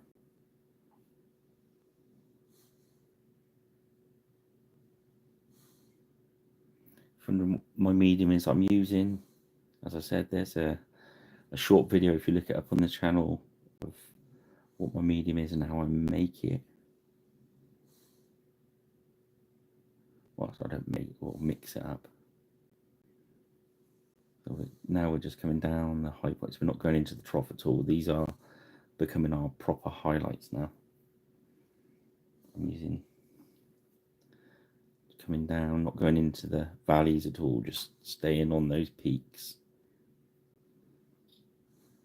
I do not want to change that darkness of that. Those valleys, they're giving us a nice contrast. So I'm just going to touch onto these as the dog snores.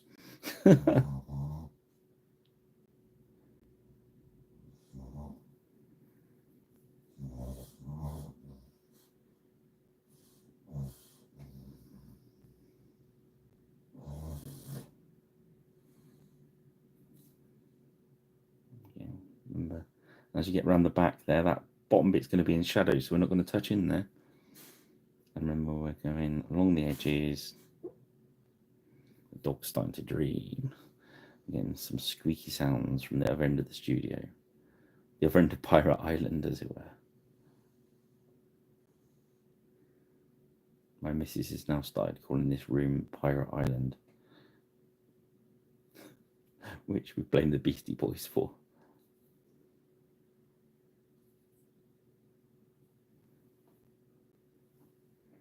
More Lord-esque, really.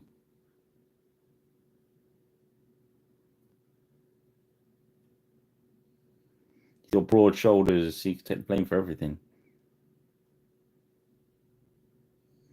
But he wouldn't give a jot what I say.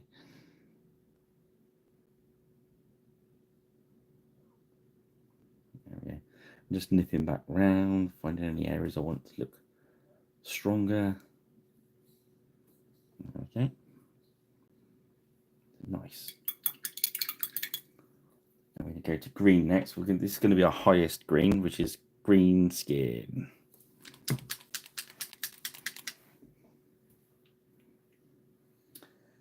going to be our highest highlight today for the greens. So we're looking to put less of this on. So this is only going to go into areas that are properly fully into the sunlight. So then bits up there. And we're looking on that edge of the reins. So we're going to run our brush down the edge. You can't really edge highlight because of that gold. If you're worried about doing that, paint your gold in afterwards, but I wanted to get it on board. Again, around the top of edge. Don't want it right tight against the body of the horse because obviously that's going to get a bit of a shadow. Again, here it's going to catch it on the back, isn't it? And a bit in the middle. There you go. On the. Do you see what I mean? Just touch it on there. Don't try and get the whole length. Less is more here. Just touch a little bit on, move away, touch a little bit on, and as it dries, it will blend in because we're thinning it out anyway. This side, we're going to go down the top,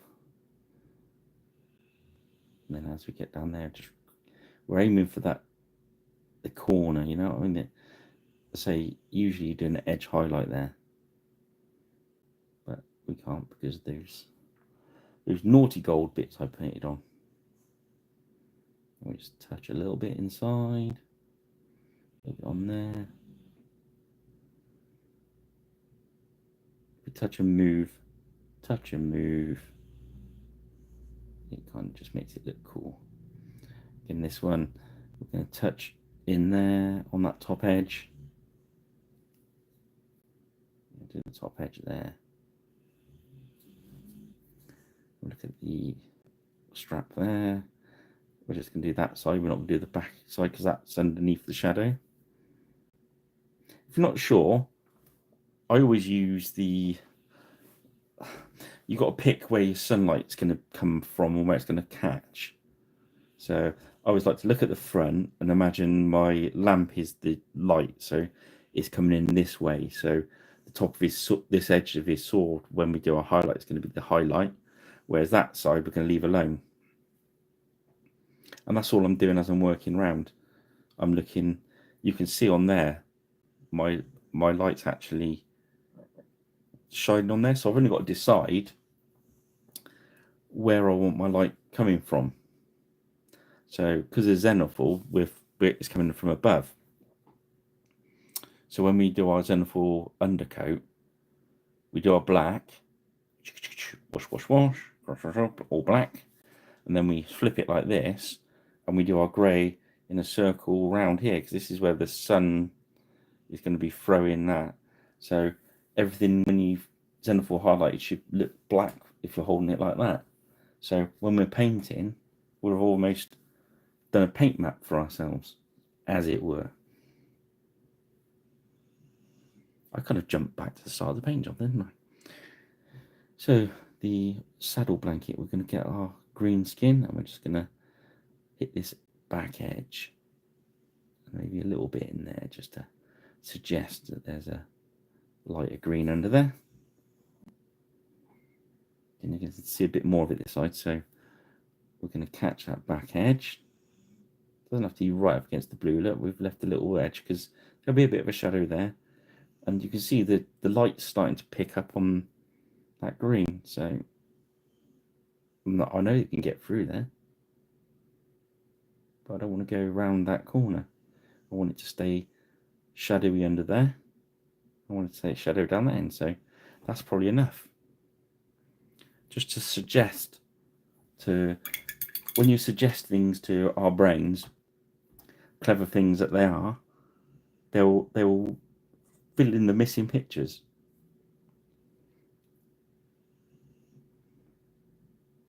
But if they see something wrong, they'll also fill that in as well. Okay, some little straps on there are done in green, so we're just gonna obviously just dot on those on the edges. Doop. Doop. If you can just make that sound as you do it. Doop. That's our eyeball sound, isn't it? So next we go back to red. We've done dragon red. We're going to go to pure red. This is going to be our highest red highlight. There's two more that, but these tend to get a little bit too much white and a bit rose. The top two, for my liking. If you use them for a highlight on what we're doing, you have to be really careful. So things don't go too mad with the highlight, because you can, as long as you're going to do a... Oh, I've got his name now. I said it. Vinny, innit? Oh, I've forgotten his name again. I said it to my missus earlier. He says take it to 11 and back to 10. Well, if you want to put those 2 extra highlights in, do it. But then be prepared to make a wash. Vince Ventura, isn't it? Take it to 11, back to 10. It works, but it's not working for us today. But you can do it. Take that red, those extra 2 highlights, you'd have to then come back and wash it, which gives you a nice blend. But we're going to just hit the peaks with our pure red, because also we are going to be painting some heraldry over the top, so some of this is going to disappear. Again, I'm not going down anywhere apart from the peaks here. I'm even using the edge of my brush. It's almost like an edge highlight. Keep that medium flowing. The thinner that paint is, the smoother your blend's going to be.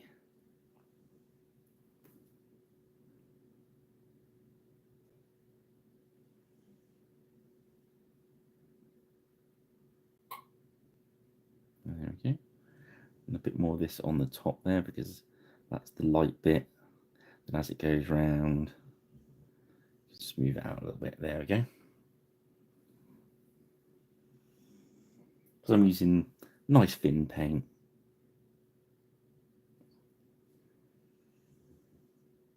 That darker colour is going to show through anyway. So as long as we're careful, it's going to be quite forgiving to us. But if you're using a solid red there, you're just going to go straight over the top, and it will be that colour. So you might as well not bother to do any of the other layers. But as long as you're nice and thin and you're sticking to the peaks and valleys rule, it's going to have a good time. But if you don't, it's going to have a bad time. I was watching, what was it? South Park, isn't it? When they go skiing. You're going to have a good time, but that'll be a bad time. Like that. I'm just going back to some areas there that I wanted a little bit stronger. And now on the edge of this thing, we're going to go right to the edge, no more than a little tiny bit in, and we're just going to paint at the same angle as the feathers are going. just to give it that little ding. See, there would be the areas if you were going to go up the next two colours that you'd get away with it. Just adding it those highlights into that because that's going to be the brightest part of the miniature. They're out there waving around in the sun. And so there's that collar there. There we go. Top of his sleeve there. So I'm just working back round and just strengthening some of the highlights up. Taking to the pure red on there. Pure red.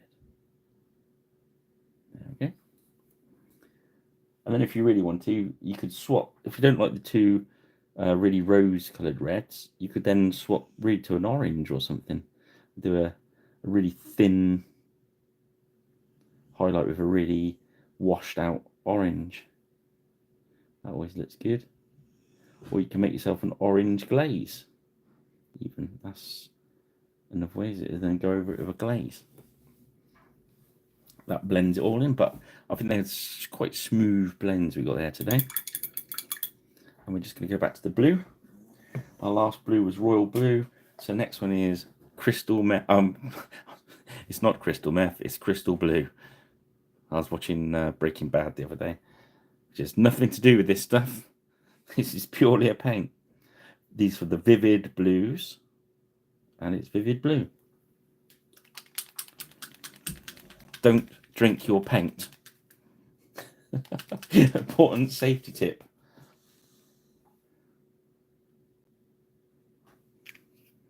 It's for painting with. I can't believe I just said that. That's very silly. Okay.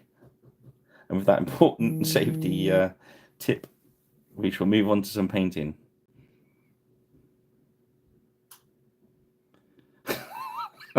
Thank you, Rich.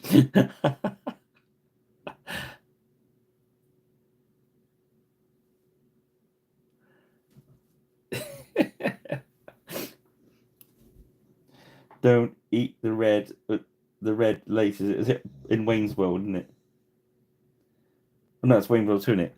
Don't eat the red laces. There's some bad red laces going around. Okay, so with our crystal blue, I was going to say it again then.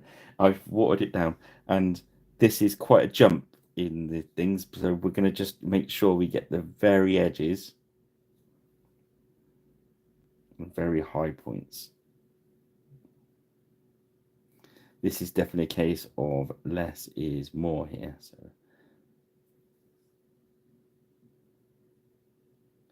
we just want to gently find those highest peaks, and that's it. This is the one where, in fairness, if you're a little bit worried about painting them on, you can just dry brush them if you're ever so careful. But we're doing it layering way, so if you can paint them on, you're going to get a better effect. So let's watch it on here. So let's make sure we've got plenty of medium in there, because you can always go back and put a little bit more on. If you put a heavy touch on, you can then get the medium and sort it out. So where the other side we painted this top bit, we're just going to go see where the light is catching around there in like a halo shape. So we're going to work around in little touches just to build a little bit of, just letting it touch down. And I'm not going any further than that, because where he's sitting, you'd get a shadow. So there we go. It looks a little bit light at the moment because it's still wet, but when it dries out, it should blend back in. Now we're going to come down just the top of that peak. See how fine that line is? That's all we want. And we're going to go down the top of that one. Again, you don't have to completely go down it in a line. You can leave a break, because it just look like the fabrics folded, which is what you want.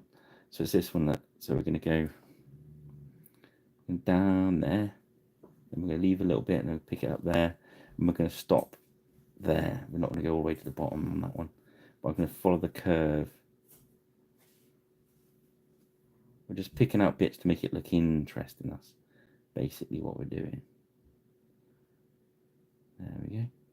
But nowhere where there's going to be any shadow falling should you put that top highlight. Don't do it. It's naughty. You'll ruin all your hard work. Again, we're going to go around the bottom edge of his tabard there, but we don't want to go all the way around. And then we're going to come in there a little bit where it's going to pick up some light.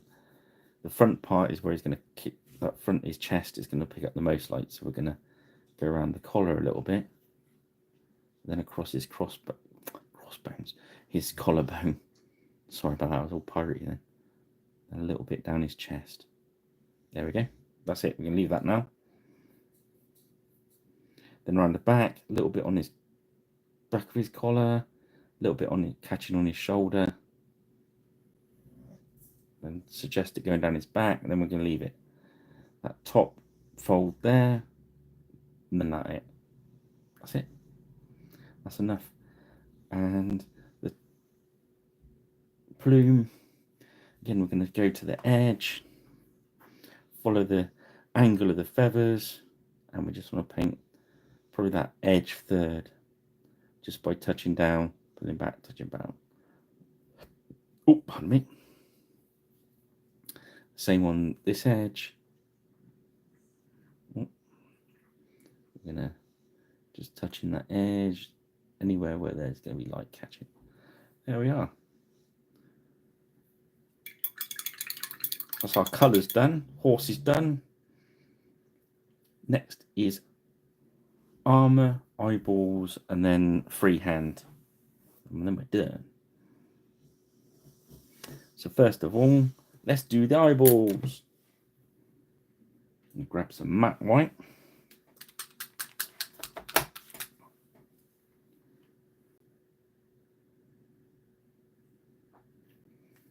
And then we're gonna grab. We want our psycho brush. This is, say, it's an old worn out one, but it's worn down to a couple of hairs, which makes it work really well. When you get these, they quite often got too many hairs on there and they won't work. And bear with them because they will get better. Keep using them and using them and using them, and they get better. So a bit of medium in it, little drop of white. I like to touch it to the base sometimes, make sure not too much white.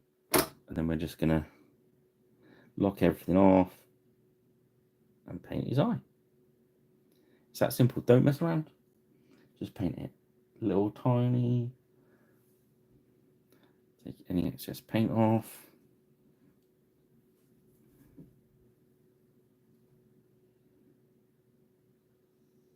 There we go. So that's the whites of his eyes painted.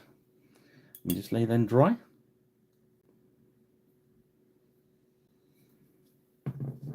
They'll be pretty much dry almost instantaneously, if not sooner, because you're using so little amount of paint on it. It doesn't take long for it to dry at all.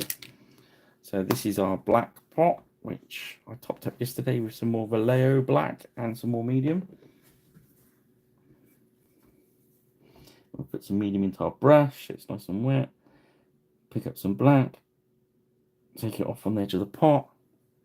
And then we're going to paint a nice dot. Oh, I'm going to have to sort this chair out. The trick with the dot is don't go for the center. Go for just off center and then match the second pupil to the first one. If you don't feel comfortable, it's like there, my finger caught on the edge of this base, right? And it was making me uncomfortable. So don't go in, don't stop, reset. Medium, bit of black off.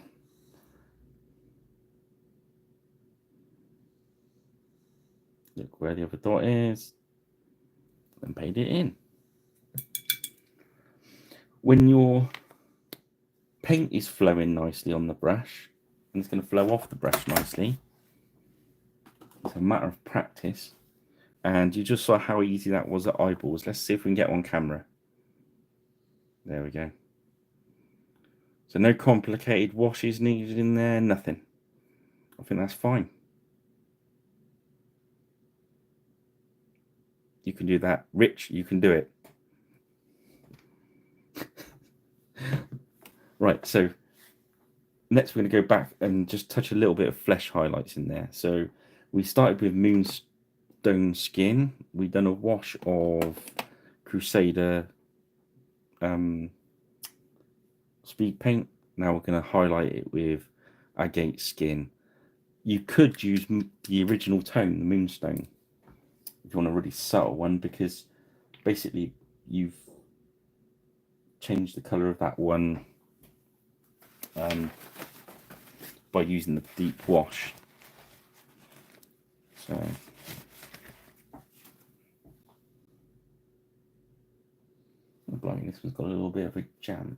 Let's get my emergency dressmaking pin. Oh, lovely.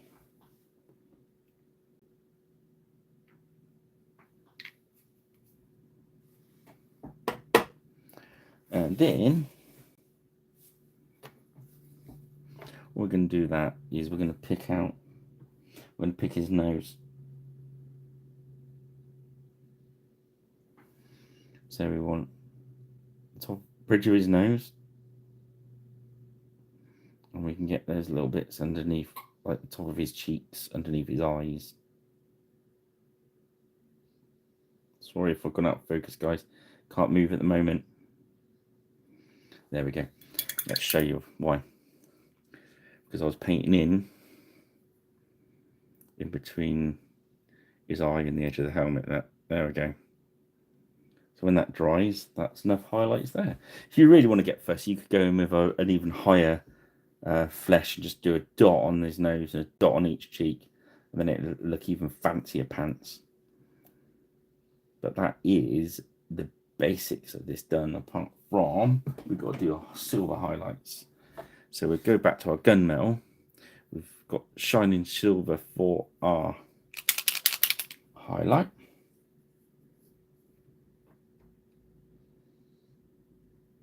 I like these ones. You can see a bit of chainmail on, because chainmail always looks good when you do this. So now we want to just a bit of medium in your brush. Don't put it too much in the silver, but you just want a nice wet brush. So as I said earlier on, the light's going to be catching the front edge of this sword. So first of all, we edge highlight the sword on that front edge, and then we move it round to that, to the front. So that front edge and that front flat bit at the top is going to be shiny, but this bit we're going to leave a little bit of shadow in. I'm going to catch the top of his glove there. So imagining the sun's beating down on his chest, basically. If you think about it, it would do. So we're looking at this top edge. We're just dotting a bit of silver on there, just to give it a little bit of a shine. Down the top of that helm. So across that ridge. And as your silver's running out on the brush, keep going. So it turns into like it turns from an edge light into a overbrush into technically a dry brush. And we're just going to catch the edge of his helm there. That's going to catch some light. That middle bit there is going to catch some.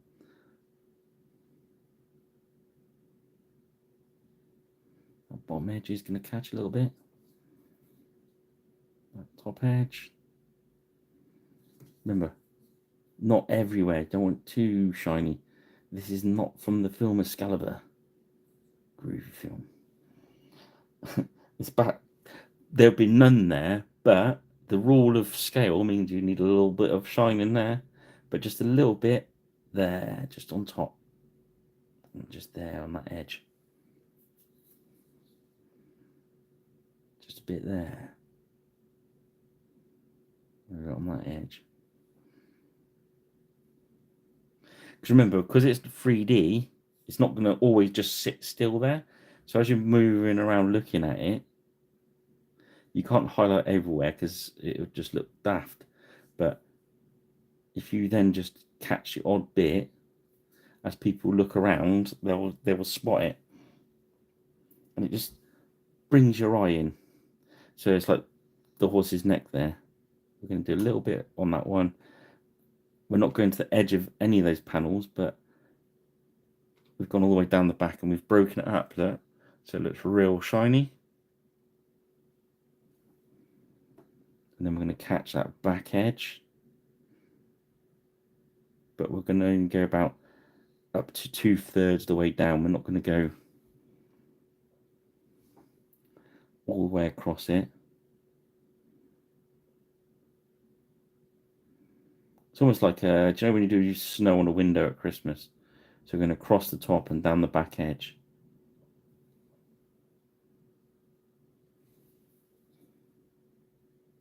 Keep not a lot of paint in your brush, just on the tip, just so you've got control of it. Work quite quick. We're not looking for any solidness on that.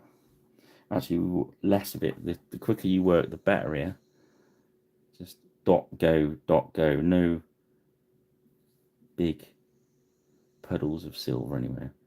And again, this front bit, just the edge and the top edges, anywhere you think, oh, that could catch some light, just drop a little bit of this on.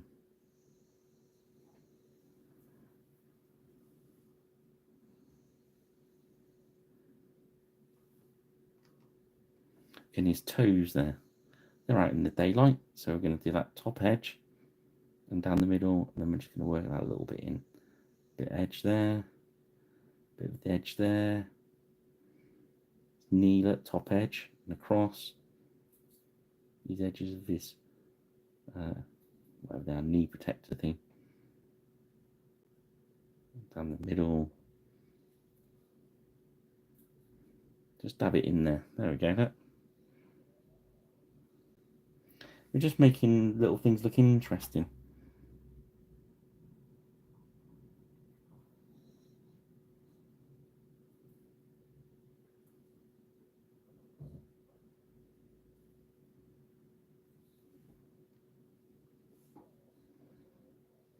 And we caught some silver on the edge of our nice red there. Look. I didn't see that when I went around it. Damn it, otherwise I'd have... If I'd have seen it when it was wet, I would have washed it off with a bit of medium. But because it's dried now, if we start doing that, we could scrub some paint off. So we'll just leave it, and then we'll go back and sort out with some red. Again, I said we wouldn't touch the back, but we're just going to touch the center, just in case somebody picks our miniature up and goes, oh, that's nice. Oh, the sword's shiny. Yeah, see what I mean? It's like that back bit, we've just done the top edges. So I think that's fine. Let's do a little bit around the edge of his eye. There we go.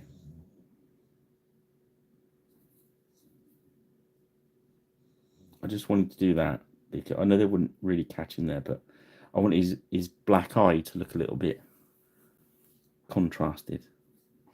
Okay, let's go and sort out that bit of silver.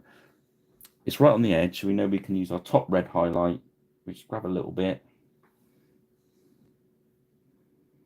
We just dot it on that silver bit. There we go. No big issue there, was it? Okay, so let's leave that to dry for a sec. While that's drying, well, no, we won't do that. Okay, so he's painted now. We're 2 hours and 15 minutes in. And now we've got to decide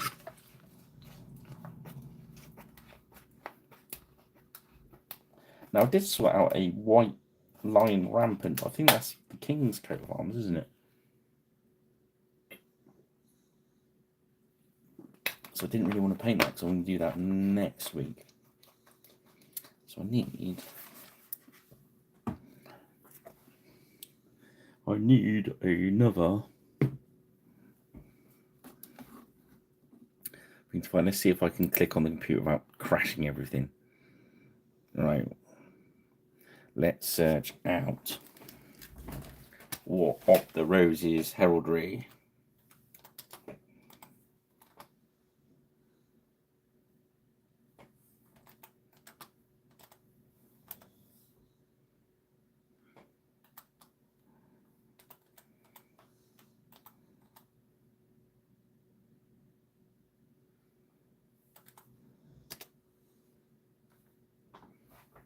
I can basically do a big white rose on him, I suppose.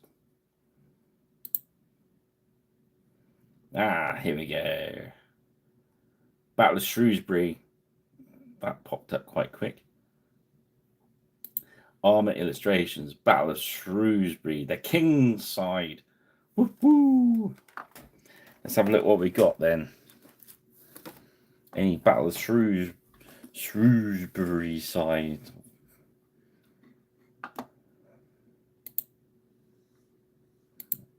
Let's just snip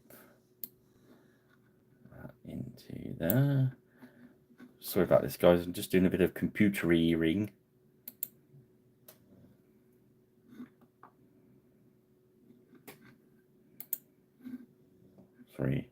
Sorry about this clicking drawing.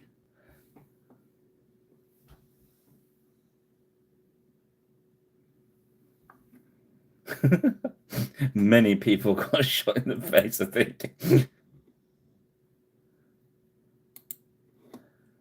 All right, let's see what we got.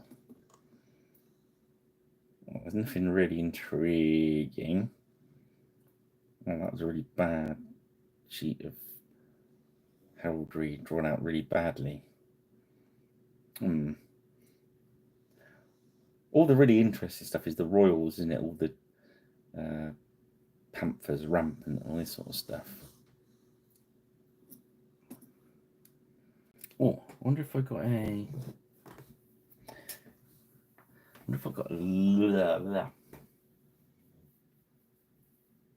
I wanted to do a one online for you because it's. I could do it in the morning, but then you ain't watching in the morning, and it's quite. Rich likes to see me doing a bit of heraldry, didn't I? Let's cheat this.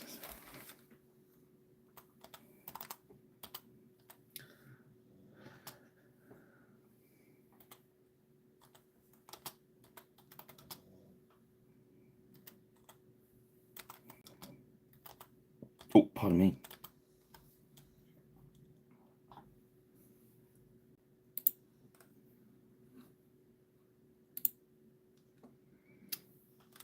Here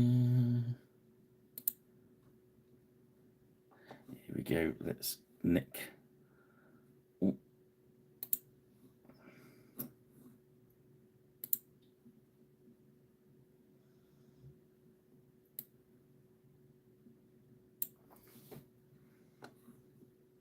Nearly there, guys.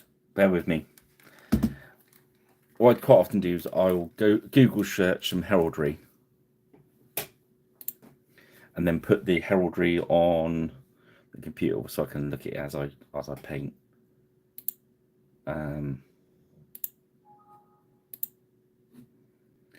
It's not ideal because really you want the subject source on the bench next to you, but you can get away with it. Oh, sorry about this viciously clicking sound in your ears. Hopefully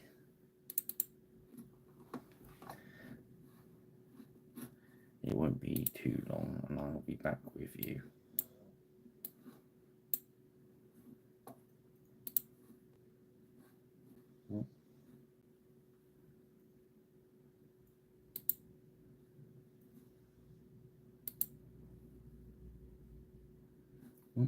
Where's it gone? Ah, there it is.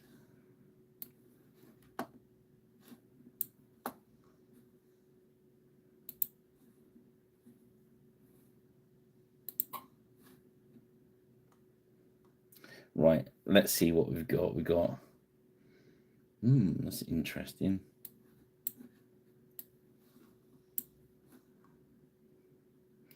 fish. We did fish last week, so we won't do fish this week. So we've got blue one side and red cover. So we want a white one, really, don't we?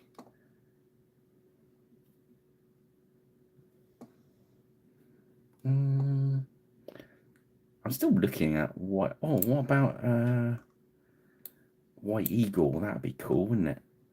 I'm sure it's somebody's coat of arms, but let's not worry about that, shall we? Let's just paint it, and then I can just wait in the comments for something. You can't use that on that.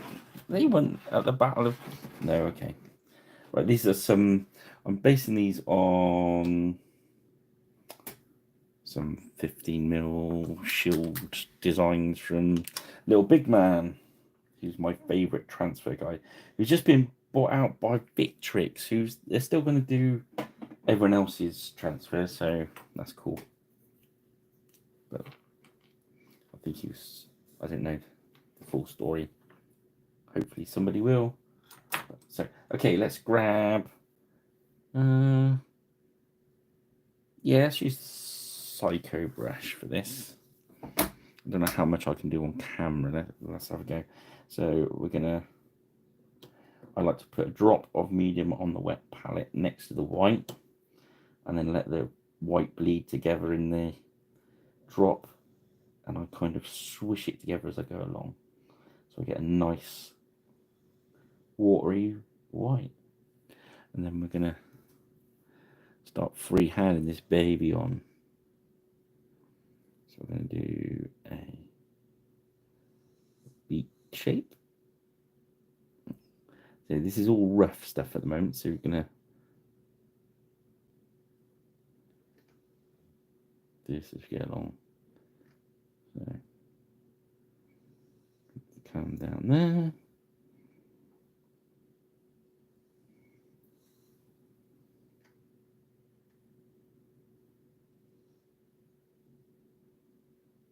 Come in a line all the way to the bottom.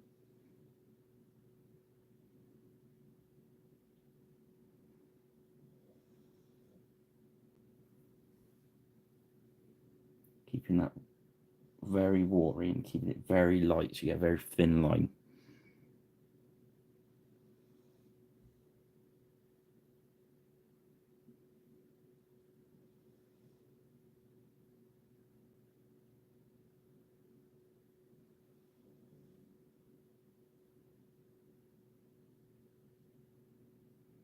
I'm just looking for the outline shape at the moment.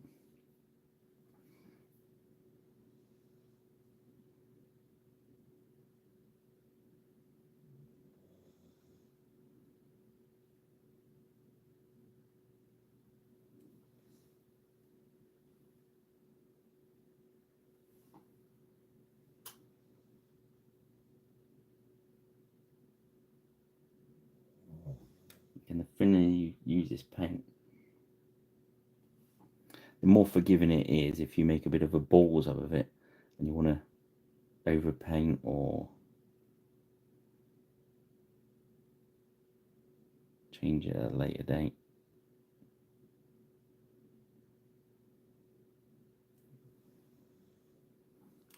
Okay, I kind of know where I'm going with that, so let's get rid of the picture. So I can see if anyone throws me abuse in the chat.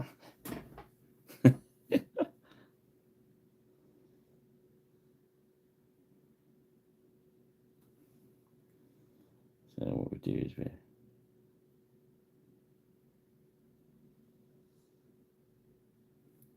sorry about that. Sorry if I wander off camera while I'm doing this. It's very hard to keep one eye on the camera, one on the free hand, as it were.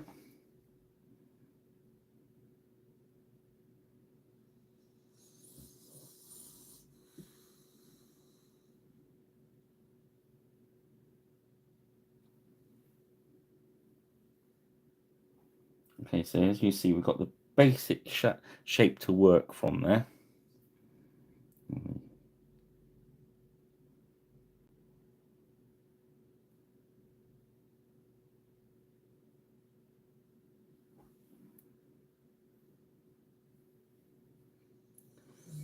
And keep your brush very moist for this. So now we start shaping some of this so it looks less like a duck.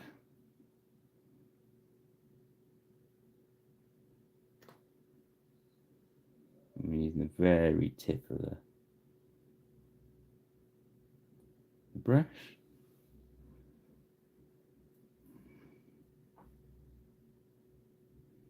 It's supposed to be like eagerly, but it's getting very dragony, which is cool.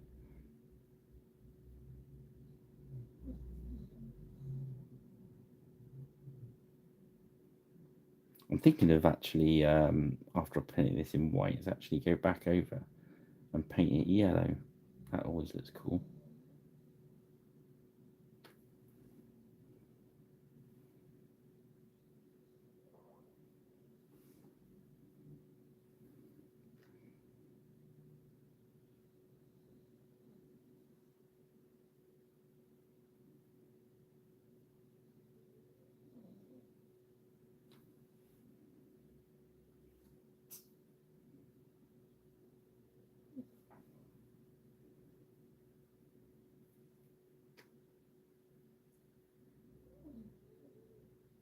So I'm wandering off the screen again, aren't I?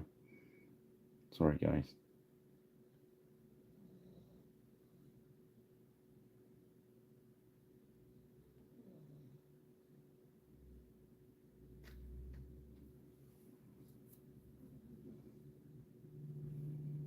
I'm kind of veering it towards the dragon because the big fancy tail that was on that bird.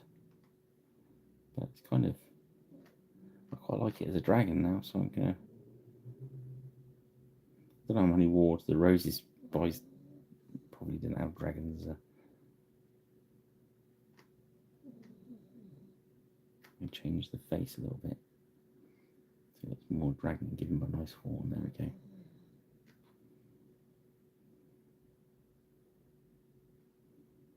This is what I say is I'm not trying to be historically accurate with these. These are rule of cool. It just looked like a cool dragon, so why not?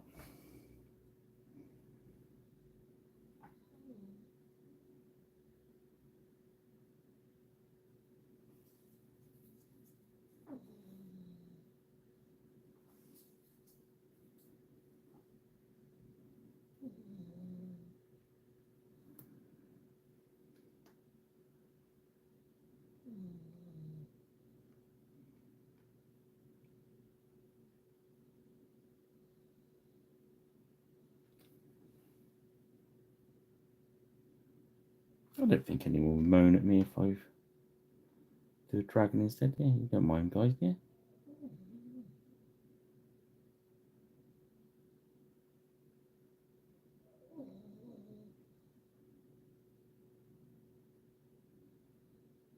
I'm very fond of dragons. There we go.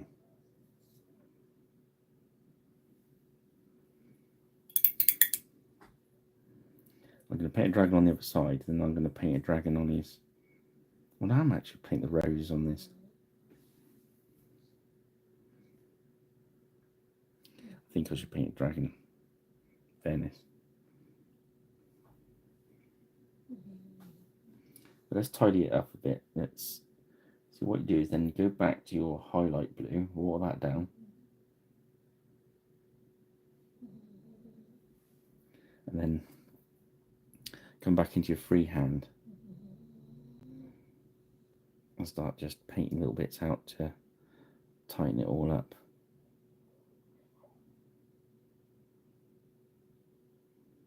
Put like points onto rounded off bits, and that's just by painting in closer.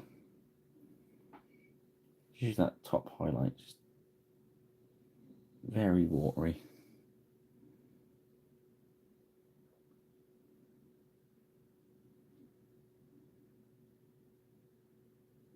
And sorry guys if the focus is not picking this up.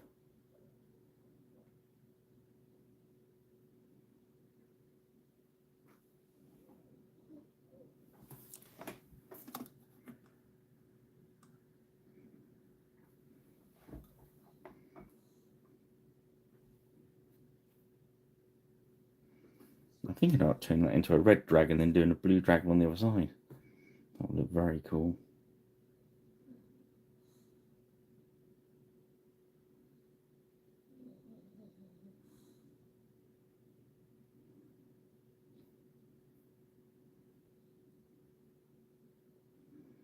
So I'm kind of turning this poor War of the Roses knight into a D&D character.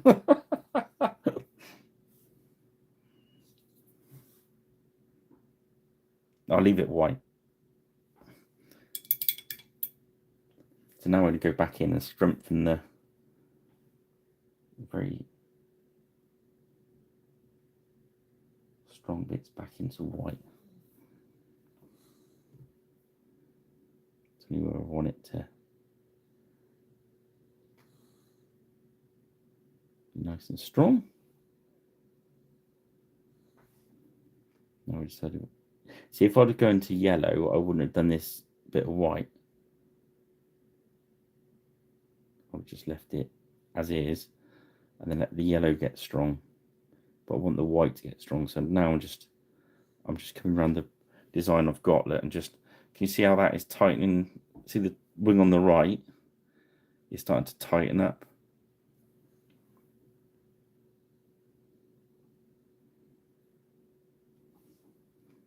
I'm just using the tip of the brush.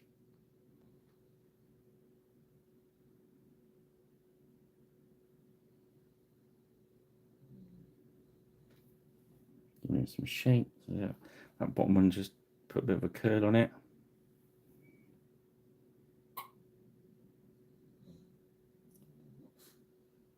So this is a bit, you mustn't rush. Keep working it. You can go back in with the blue if you need to.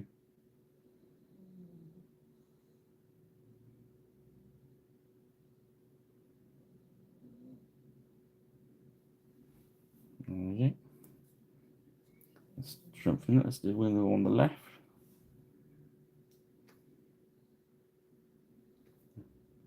Oh, sorry about the focus is jumping about like mad, isn't it, guys?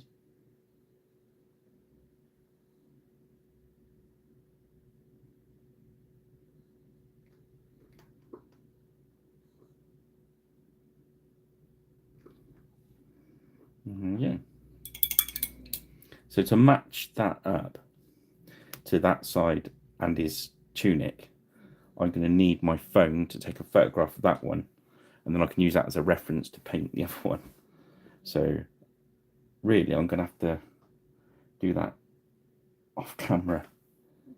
A little bit more white in there.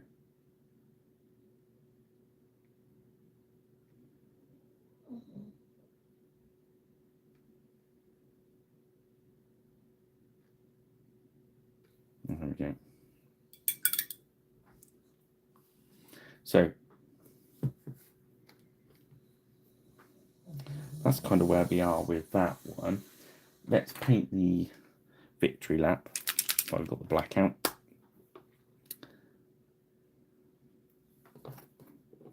I'm not sure how, if I'm going to get told off or not for painting a dragon on it, but it's my miniature, so no.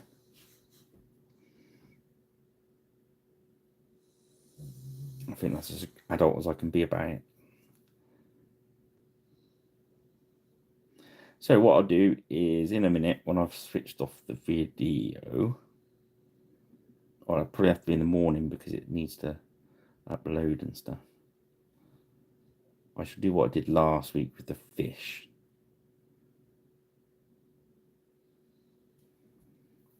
But obviously I didn't do any of it on camera last week.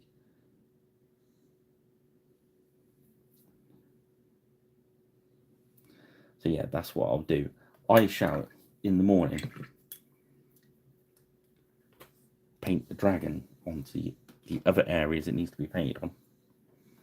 Then I shall put the tufts on, lacquer it, because that's all it needs doing, just the heraldry. Even though heraldry's gone a little bit dragony tonight. I feel like dragons tonight. Yeah, I don't really want to paint it out and paint a bird on there. I quite like that dragon. Okay, that's where we're going to leave that tonight, I think. And I'll finish the heraldry up in the morning.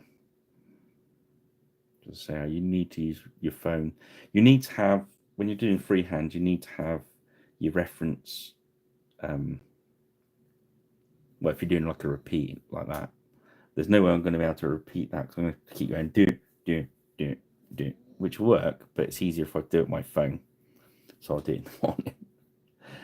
But I like the blends, the red and blue blends has worked well.